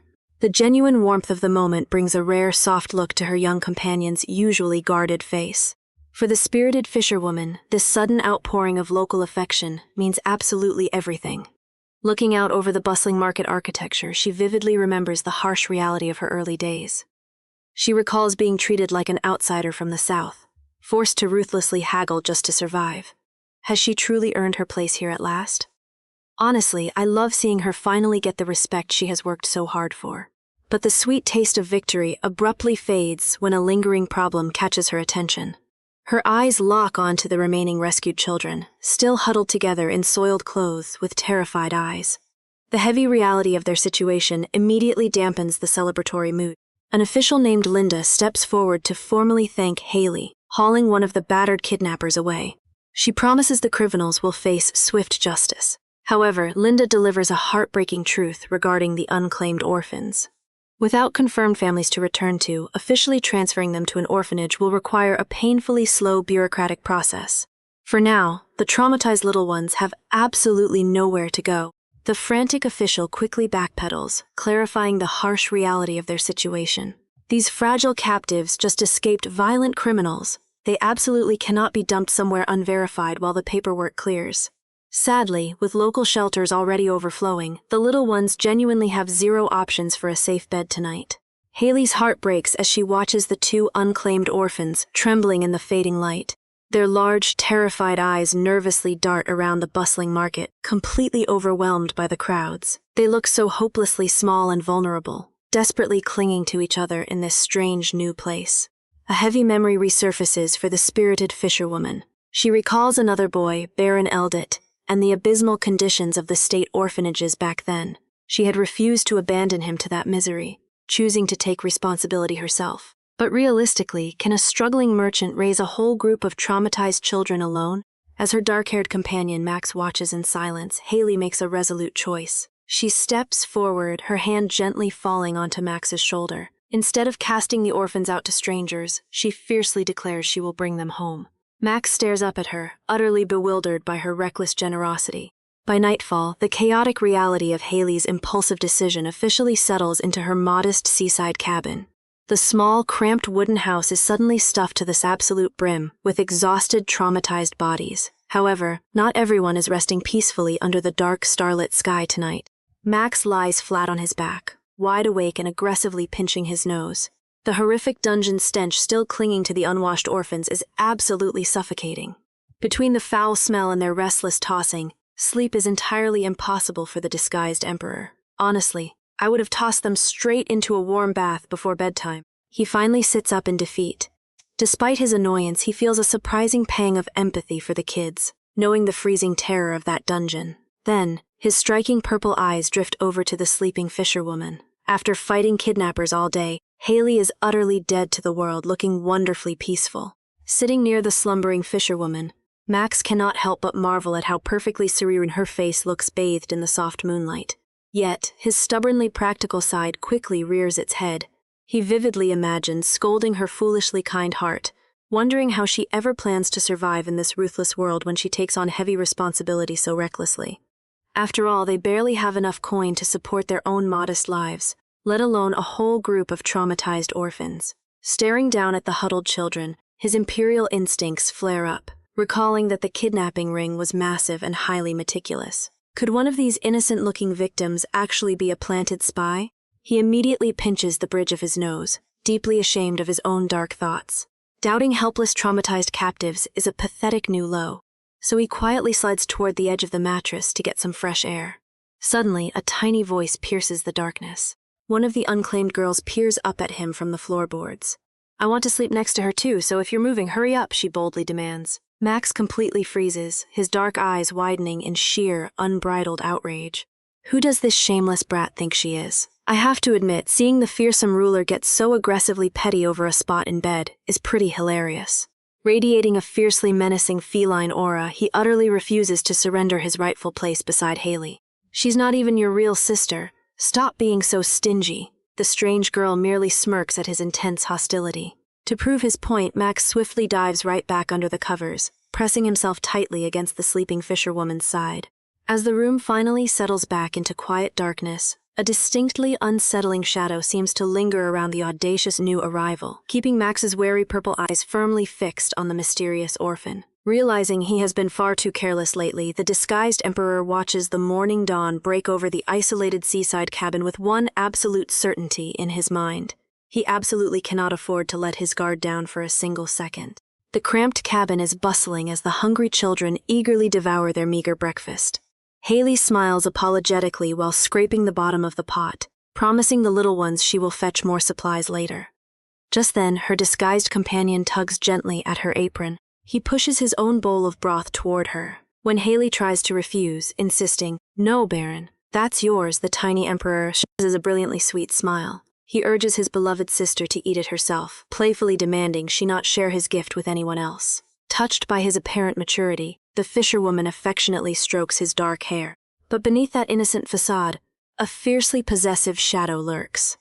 As the mysterious golden-eyed orphan watches their tender exchange, Max glares back with terrifying intensity. He vows silently that he will never surrender Haley's affection to anyone, fully prepared to wage a ruthless territorial war